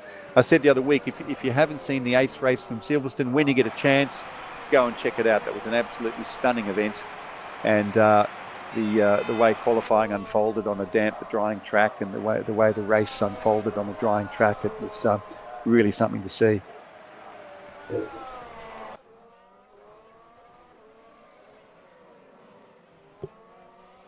Please repeat, George. Oh, George, our producer, has just given me the update. There's a big thunderstorm 20 kilometres to the east from where we are. Now, the way this weather works in rFactor 2, we are plugged in directly into a physical weather station not far from the track. And if it starts to drop rain on that weather station, within 173 seconds, it will start to drop rain on the circuit. So the plug-in just takes the data from someone's weather station and feeds it straight into the simulation. So if that thunderstorm arrives, we'll have rain. So we've still got 27 laps to go. That's probably 40 minutes. And it can easily happen. Thanks for that weather update, George. I'm just looking at the gaps now on track. I think that the Paris is Gerges battle is probably, if I can call it that, is probably the closest gap. It's 1.1 second. But Gerges seems to be holding him pretty steady, and in fact he's making good lap time. He's on the prime tyre, but he's running consistent mid to high 119s. And if I compare that to, say, Jerome Quakel, our race leader, he's running very similar lap times. So Jerome's probably running 19.4, 19.5, maybe a tenth of a second quicker than what Paschalis Gerges is running in P4. So very strong drive for the ace driver guesting up into World Championship. The way the rules work, you can drive 3 races in the league above you, and that's it. So you either then have to commit and move up, or you stay back in your league and move down. And that's to prevent top drivers just sort of having fun in the shallow end of the pool, really. And, you know, guys driving in World Championship and driving in Ace and Pro and sort of ruining the party for the Ace and the Pro guys. And the other things that happen is at the end of the season, the top 3 drivers in the World Championship standings are required to move up a division, unless, of course, you're in World Championship already. So Simoncic pitting, by the way. So the top 3 guys in Pro move up to Ace. The top 3 guys in Ace move up to World Championship. And that's the way it works. And it's a good system, because it means in Pro, and I'm a humble mid-pack driver in Pro, and it just means that the 3 fastest guys disappear each season, and it gives us mere mortals a chance. And if you think this sim racing is easy, if you've driven some other, you know, let's say somewhat less technical or less demanding sims, or maybe you're having a great time out there driving the Codemasters title, which I really loved in 2011, come and have a go. This is a whole different world. More happens in one corner in rFactor 2 in Formula Sim Racing than happens in a whole lap in some of these more sort of, I won't say arcade, but I'll say somewhat less technical, less deep simulations. One of our guys in Ace was actually the fastest driver in the world in every track in time trial in Cody's Formula 1 2010. Fastest in the world on every single track in time attack mode. He's a top 4, top 5 driver in Ace, and that's Division 2. So just to give you a feel. But if you do want to get involved, all you need is the rFactor 2 simulation. The mod is free to download. The track is free to download, and you can get in there and give it a go and see how you measure against what I believe, and you know, sincerely, I think these guys are the best sim racers in the world. You know, we've had drivers arrive from other famous sim racing tournaments and throw their hat in the ring, and most of the time they've left with their tail between their legs, you know, wondering why, you know, they'll 0.2 seconds off the multiple world champion in the other sim. How come they're 2 seconds off these guys in this sim? It's because it's harder. It's because it's tougher. It's because there's more tyre types, more tyre wear, more variables to deal with in the simulation and in the setup of the car. This is as tough as it gets without going out to Milton Keynes and visiting the guys at Red Bull and getting a drive in their sim. So getting back to the action, I'm looking at Kostadinov, who seems to be getting close to Simoncic, although Simoncic would have just recently exited the pits. I think he stopped it a lap ago, and Simoncic has gone for options again, which means he'll have one more stop with 23 laps remaining.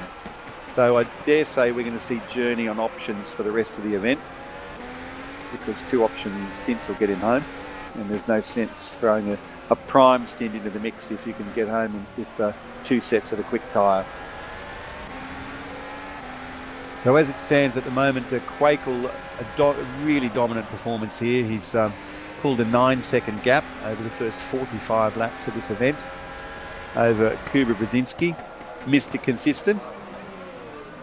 Kuba in P2, and I'm sure Kuba would not be unhappy to claim P2. He was a couple of thousandths of a second off pole, but there's a lot of respect between these two guys. Jerome Quakel came up this season from Division 3 straight to Division 1, and Jerome is the only driver to have won 2 events, and just a a big talent.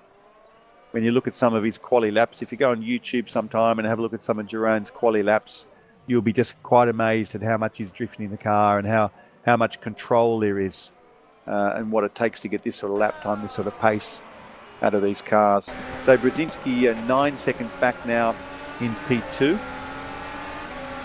Paschalis Gerges now has actually jumped onto the podium in P3. That must mean that the Liswa has pitted. Yes, and in fact that's a short-lived moment in the sun, because Paschalis is now pitting himself, and with Liswa 8 seconds. So Liswa pitting too. So it should be Journey that will resume the final podium spot. Yep. So as they get their cars serviced in the pit row, Journey then moves into P3. Now the interesting thing's going to be, okay, now Paschalis has gone on to primes. Now with 21 laps remaining, he won't stop again. Simičić will stop again.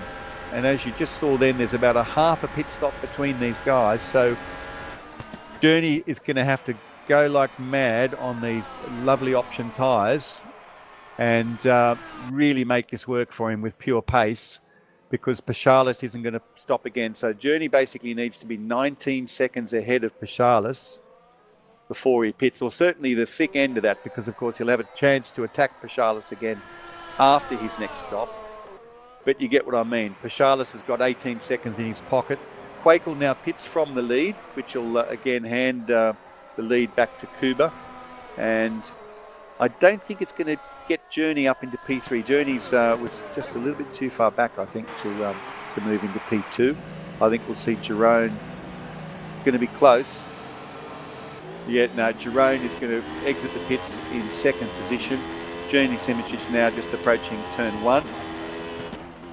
And I'm just going to have a look at Journey's lap times, because if he wants this to work for him, Journey really needs to be really pulling all stops out of these option tyres. So yeah, 1:17.9 was his last time round, which has got to be one of the fastest laps of the race. And yeah, that's Journey is really flying on these options, and he needs to, because Jeroen and Kuba, well, Jeroen's on the primes, he'll go home from here on the primes. Kuba, when he pits next time round, and I dare say that will probably be this lap, because he knows he can do 20 laps on the primes. Kuba, if we're looking at Kuba, I think we're going to see him enter the pit lane here, or I'm going to get it wrong once again. And I get it wrong once again. Kuba's going around for another circuit just to make sure he's got fantastic tyres at the end of the race. And this is in my view, from observations I've made, this is one of Kuba's signature moves, is making sure he's got the best tyres in the dying laps. I remember seeing a fabulous race. It was almost the passing of the baton in Malaysia last year, where the great Morgan Morand arrived for one of his couple of races he did with us last year. And Morand and Brzezinski were fighting for P4, and Morand pitted early for the final stop, and people were saying, Kuba's got to pit, he's going to undercut him. But Kuba did 3 or 4 more laps just to make sure he was on the absolute best rubber he could be on for the final stint. And sure enough, he attacked and passed Morand in the dying laps, because Morand had pulled the trigger too early for that undercut, and his tyres just did not last the distance. So one thing Kuba likes to do is be on very quick rubber at the end. Realistically, it's going to need something special to happen for him to catch Jeroen, because Jeroen, 7 seconds of rear, really puts him 11 seconds in front net of the pit stop. And Kuba is going to have a fight with Journey, but of course, as we mentioned before, Journey will pit again. Journey's on the options. So Kuba's going to exit the pits behind Journey, maybe 8 seconds behind Journey, but Journey is going to pit one more time. So it's going to be quite fascinating how this plays out over the final stint. Journey with his 2 quick option stints versus Kuba on a prime stint. Now Journey doesn't have it all to himself. Dejan Kostadinov is really very close, just about 1.3 seconds behind Journey. I'm just going to have a look at can't keep all these strategies in my head, so I'm going to have a quick look at Kostadinov and see what Kostadinov did tyre-wise. Okay, so Kostadinov is 12 laps into a prime stint. He did clearly he loves the primes. He did 8 laps on the option at the beginning, so he stopped very early.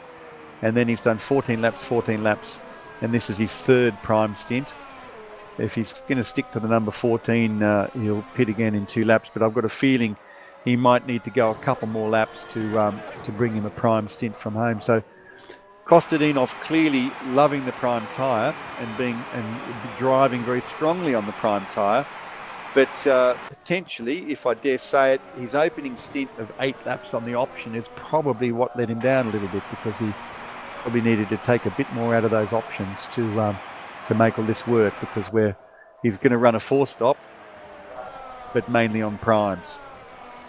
But Diane is in 4th place in a World Championship event with 1 stop to go.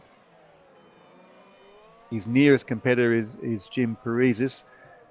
And Jim Parizis has Paschalis Gergis 7 seconds behind him, 6.5 seconds behind him, but Paschalis will not stop again. And Jim will have to stop again because Jim is on options. I'm going to have a little bit of a look at Jim's tyre strategy. Any of you that want to check out the tyre strategies, etc., there's a link under the YouTube screen just called Race View. And if you click on Race View, you can see all the tyres the guys are on, their best lap, current lap, difference between them. And if you click on the driver, you can very quickly see exactly what the strategy's played out. And so I don't have a bank of engineers here who are keeping me up to date. I'm simply using that resource, so it's a lot of fun. So Jim did an 11-lap stint on options, 2 16-lap stint on the primes, and he's 6 laps into an option stint now. So Jim will pit one more time, which is going to, being that there's a 7-second gap between him and Paschalis, that's going to net out to Paschalis being about 11 seconds up the road when Jim exits on options, and probably 12. It'll probably have 12 laps to attack. Big ask, I would say, to pull in a driver of Paschalis' speed, even though you're on the quicker tyre. I don't think it's doable in terms of a second a lap. But let's see how that plays out. We've come to see them race, not just theorise about it. Now, closest battles on track at the moment. Kostadinov is 2 seconds off Simoncic. Sander Callis quite close to Paschalis Gergis, and Callis on the option tyre. So in theory, he could have a bit of pace in his back pocket, unless he's on a well-worn set of options. So I'm just going to have a little peek at Sanders' strategy. See if I can work out when he last stopped. Okay. I think his last stop was on lap 44, so he's only 6 laps, 7 laps into this stint. So he's still got a good set of tyres under him, but by the same token, he will have to stop again, same as Jim Parizis will do. So it'll be fascinating to see how it all unfolds. 12 drivers left in this World Championship event, with 51 of 67 laps completed. 40 seconds separating P1 and P12, which means we've got the entirety of this grid, after all these laps, all these options, all these strategies, the entire grid is on one sector of the racetrack. Now, Callis is actually looking a bit ambitious on the back of Paschalis Gergis now as they enter the turn 8, the Mercedes-Benz curve. It's called that because Mercedes-Benz paid for a big chunk of the modifications to the Hockenheim track that happened between 2000 and 2002. I don't know if anybody else is old enough to have seen it was a very emotional win for Rubens Barrichello in 2000, and that was the last big race on the old Hockenheim, actually. Barrichello won. mixed weather, got a bit lucky with tyres, ran low fuel back in the days of fuel stops, and just cut through the pack like a knife through butter. Kostadinov in the pits, and got lucky with the weather, because being on the wrong tyres for a lap of the old Hockenheim, that was a long lap on the wrong tyres, and Rubens lucked in, and in a rare moment was allowed to win a race in a Ferrari when your name was not Michael Schumacher. That was very rare in those days. So Callis DRS on Paschalis Gerges, and getting to about 333 kilometres per hour, which is certainly handy top speed, but it's the aero settings, it's a little bit about how quickly you can get to that top speed too, and it just seemed to be just inching upwards on the speedo gauge at the end of that DRS attack run. So Sander perhaps just a tiny bit too much aero to make a really convincing attack on Paschalis Gerges. But certainly it's a fight. It's a fight for position. Brzezinski now finally pits. Now Brzezinski, this is interesting. He's potentially an option stint from home now. Will Brzezinski grab options? And he does. So Brzezinski's thrown the dice. He's decided to gamble, and he knows his only chance to attack Quakel is to come back out on options, and that's why he made that prime stint last as long as it did. So Brzezinski's into the fray with option tyres, no more pit stops. Let's see what he can do with these. And he's keen to get them working, because he's already going like mad as he exits turn 3. Disley pitting from 10th place to get off his option tyres. I dare say he'll go options again. This close to home with a well rubbered in track with low fuel loads, and it should be an easy run to get 13, 14 laps out of the options at this stage of the race. So the gap we were looking at before, and we were sort of prophesying about, if that's a word, was Simoncic, who's yet to pit for his final time, and Paschalis Gerges. Now the gap is 14 seconds, 13 seconds, which means if Journey pitted now, and he is pitting now, it's the first one I've got right. Thanks, Journey. That's I'll buy you a beer for that, mate. I've been getting the other ones all wrong by a lap. Paschalis will be on track ahead of him, but only on track ahead of him by about 4 seconds. So Jim's going to exit. This is going to be quite exciting. Journey is going to exit on fresh options, 4 seconds to the rear, if my maths are correct, of Paschalis Gerges, and that looks about what's going to, yep, that's about how it's unfolding. So he's exiting the pit lane now. He's got a very committed, quick Greek racing driver in front of him, but who is on a set of options, a set of primes that he's got to make last 22 laps. And Journey has got a set of options that he can throw a lot of work into. So we'll watch this gap closely. It's 4 seconds now as the guys get to the hairpin, and I think that Journey at the moment is going to be smelling blood, although we've got an attack on Liswa, putting an attack on Simoncic. Now that was just the one chance, I think, because Journey, as soon as these options come in, they come in very quickly. Journey's going to light it up and go out after Paschalis. Now Parizis, I think, is yet to make his final stop. It's been a while since Jim's been in pit lane, and yeah, it was lap 44, and in fact, yeah, if we're on board with Jim is now stopping again.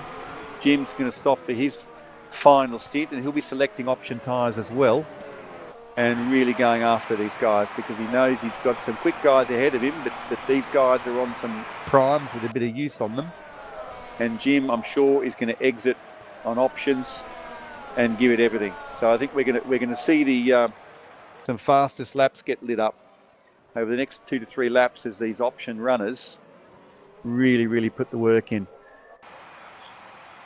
So Kuba Brzezinski now, Polish Origin front row racing driver, is 12 seconds adrift of Jerome Quakel, but on a faster tyre, but only with 12 laps to run. So I think that Kuba is going to fight hard to narrow that gap, and he's also got to keep Paschalis Gerges at bay. But it would be a heroic effort if he manages to to pull 12 seconds out of Duran Quakel, our dual race winner, and only 1 point off the championship, which makes me think it's a bit sad, it's a bit of a shame the championship lead has changed hands with a DNF from Kiss, because I think Daniel Kiss was showing every sign of fighting very, very hard for this podium and potentially even battling Kuba Brzezinski for P2. So it's a real shame that his 1 point lead over Quakel is going to be eroded by a DNF. But it is just a fact of life, unfortunately, in this dynamic type of racing that we do. Oh no, Mike Partington has had a race-ending incident. I don't know if George caught that or not, but it's showing suspension damage. And I'm going to see if I can... yeah, I've just... Looks like he lost the front wing.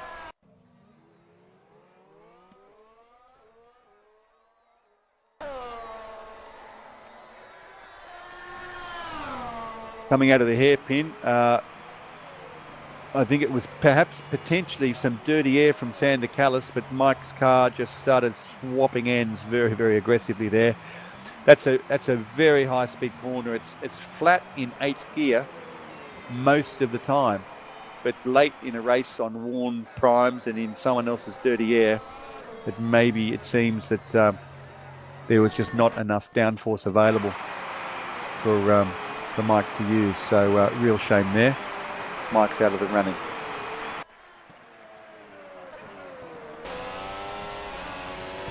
So we are now down to 11 runners out of our starting 19 with 10 laps to go.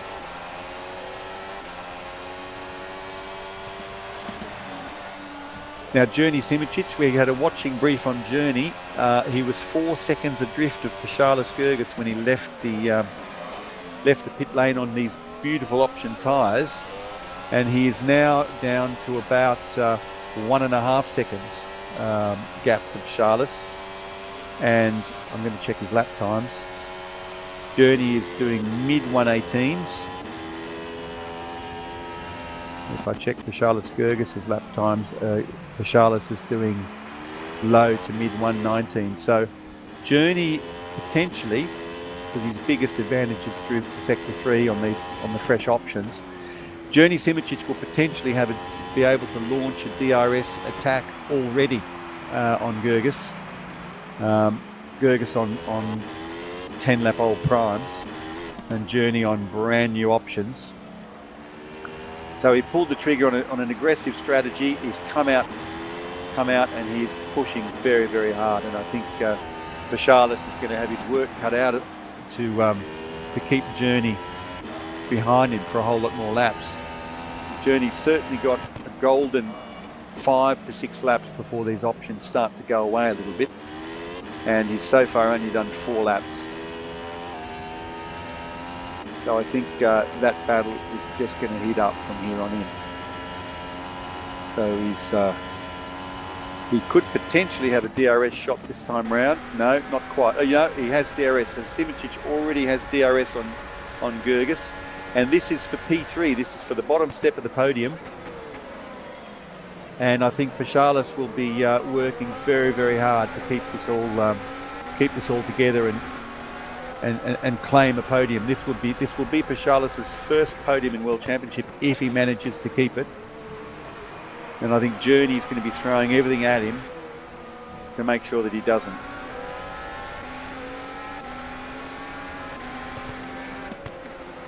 So as they enter the Mobile 1 curve, accelerate hard up to the Sachs curve. A lot of camber there on the Sachs curve. You just put you see Simicic there, perfect placement there, inch perfect, putting his inside wheels on the lower end of that camber. A lot of commitment as he exits the Sud curve, the final corner. And Journey just needs a beautiful turn 1. Yep, very neat, not over-committing there. It's very easy to do too much. And he is looking right up the exhaust pipe now for Paschalis Gergis. Journey moves hard right there to get a beautiful line through turn 3 to get maximum acceleration.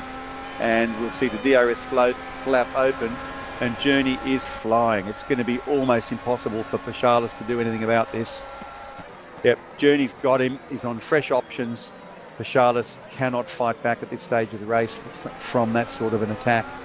So he can push hard, he can hope to harass Journey, maybe force an error, but quite frankly I think at this stage of the game, with Journey on 5 or 6 lap old options and Paschalis on 12, 13 lap old primes, he's not going to be able to pressure him for long. So Journey has pulled together a beautiful strategy there, and you know, the race isn't over yet, so I'm not going to put a commentator's curse on him. But Journey, you know, he has really delivered today.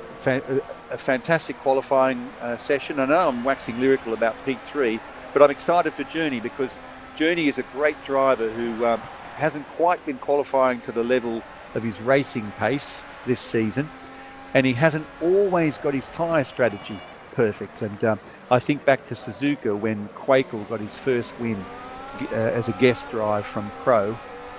Journey was his teammate at the time and all but had that win tied up in Suzuka, but didn't cover Quakel. Quakel pitted. Journey didn't respond for 3 laps, and so Quakel got a massive undercut, and that was it. That was sayonara win. So it's just nice to see Journey deliver a fantastic qualifying performance and also deliver a great strategy. And it's not just a case of writing it down on a bit of paper and saying, oh, well, I'm going to run an extra stop and run the options at the end. You've got to make that work. You've got to be in the window to attack when it all unfolds. And we saw that a couple of stops ago when he took those options. He had to make it work. He had to be quick on both sets of the options to be within striking distance of the Greek driver Paschalis Gergis when he exited the pits, and he's done exactly that. And now that's manifested itself in him starting to pull away and consolidate 3rd place, and he's really not looking threatened at all. Now Kostadinov, however, if we're talking about threatening, Kostadinov is looking a little bit ambitious here on Paschalis Gergis as well. Paschalis might be having a bit of a nightmare scenario of seeing P3 slip away from him and then seeing P4 slip away from him.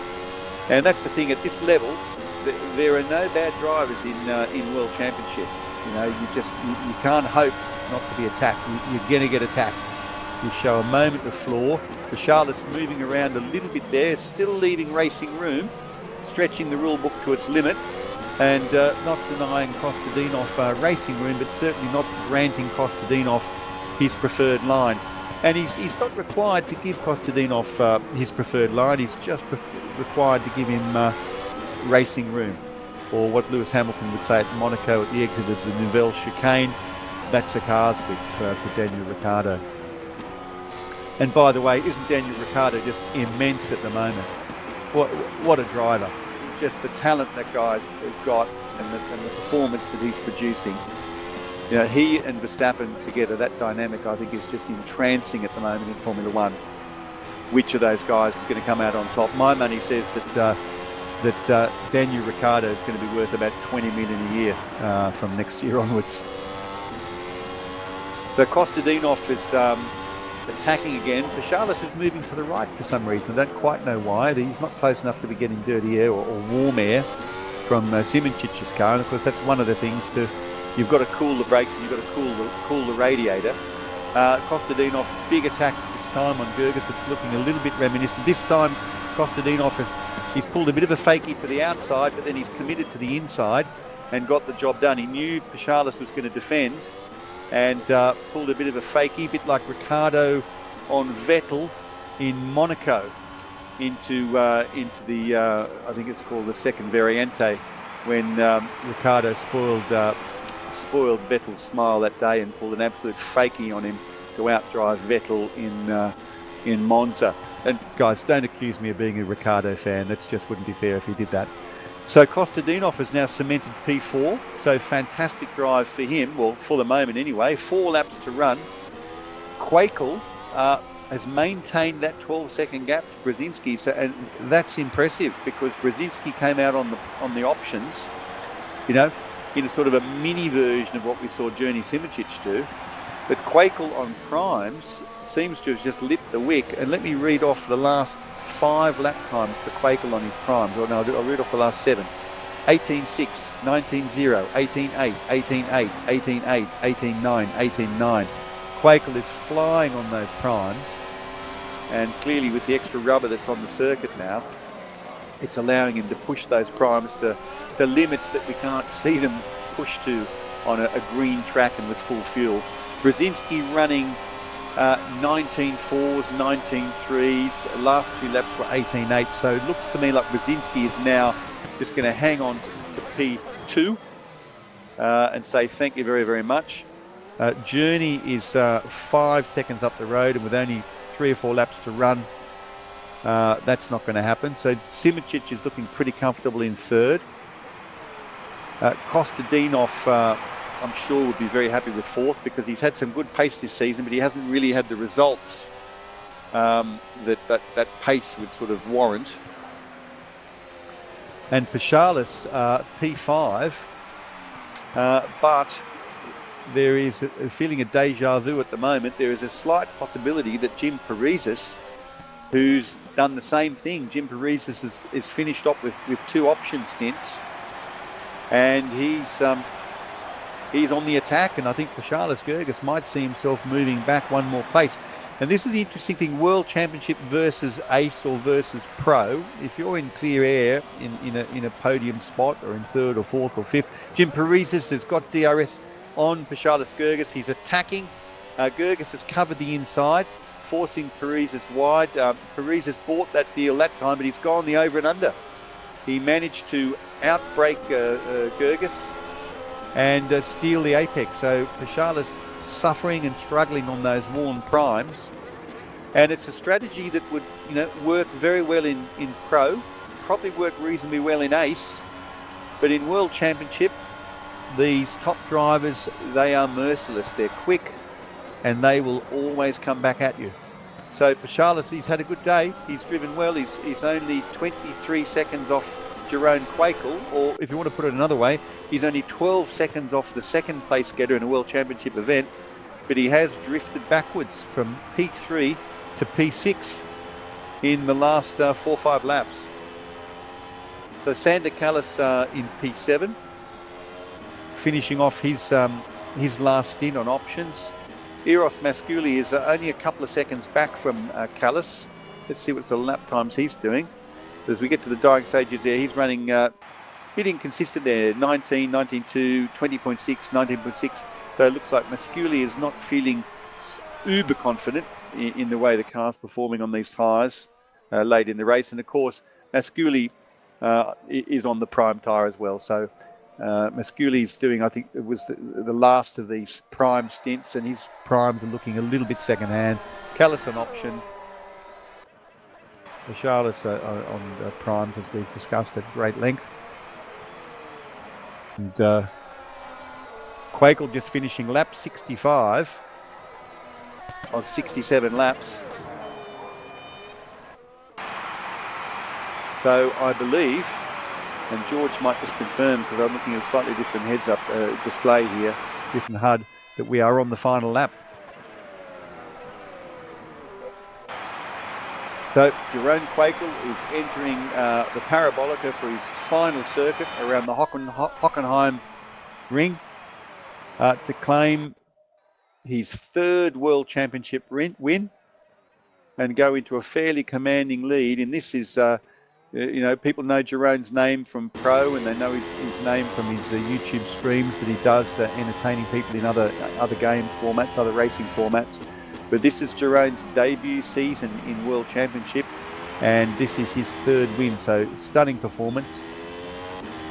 And as Jeroen now enters the mobile curve, it's a 5th gear right-hander, enters that at about 190, 200 kilometres an hour for the final time, into the Sachs curve.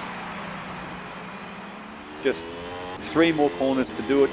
Change of camber, crown in the road, 2nd final corner, and then the Sud curve, the final corner of this race. For Jeroen Quakel to claim his 3rd win of this Formula World Championship, Formula SimRacing World Championship event, round 7 here at the Hockenheim ring. Congratulations to Jeroen Quakel. Stunning drive. Kuba Brzezinski, 2nd place. great result for Kuba, an amazing result for the team, Origin Front Row Racing. Journey Simicic was within 0.7 of a second of Kuba as that all finished. Dejan Kostadinov now crosses the line. Eventa Sim Racing in fourth. Jim Parizes, VBM Mad Cape Racing, fifth place. Pashalis Gergis, a strong drive in sixth. He saw some real lofty heights there of P3 for a while in this race until attacked in the final stint with guys on fresh options. Sander Callis in P7, Eros Masculi P8, and Blair Disney scoring valuable points with a ninth place, and Blair in fact the last runner. 9 runners finishing of the 19 runners that commenced this Formula Sim Racing event, and what an exciting race. Incredible quality, very dominant from Jerome, but some brilliant battles there, and some places secured in the final stints by those bold runners who went the two option approach over the final stint. And the guys are having a bit of a laugh on the in lap here. Does Journey think it's still a race? Just past them. His lap count might be out. Oh no, he's coming into the pits. He wanted to beat them into the pit lane. So the guy's having a bit of fun there on the in lap. And fantastic performance by Jerome Quakel.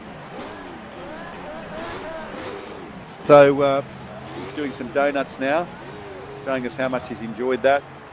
I hope the viewers all enjoyed that performance by these drivers. Magnificent event. Who have we got here? Somebody's joined us in the comms booth. But we hope you've enjoyed that event. Superb racing, masses of different strategic options, and brilliant win by Jerome Quakel. And Jerome's just going crazy here. He's a very, very happy guy. A World Championship win is just something you never take for granted. So much can happen, as we can see in this race today. 10 drivers out of 19 did not finish. So much can go wrong. Everything's got to go right for you to deliver that win. So Kubis looks like he's reversing into Jerome now. And Jerome's cooked his engine with those donuts, so he must have been close to the end of the engine life. So a fantastic race from Formula Sim Racing. So I want to thank our producer Georg, who ran the cameras and ran the overlays. There's a great media team here behind the scenes that bring you these events. So I want to thank George Winter. I want to thank Ernesto De Angelis for creating these brilliant overlays that we do to show you, the position changes, the temperature, lap times and standings, etc. And I want to thank our race director Chris Cobb, who is also El Presidente of Formula Sim Racing. And I think with that, I can congratulate the drivers on producing an incredible event. And thank you all for watching. And I hope you enjoyed it. Did my best on my own. And I think on that we'll sign out.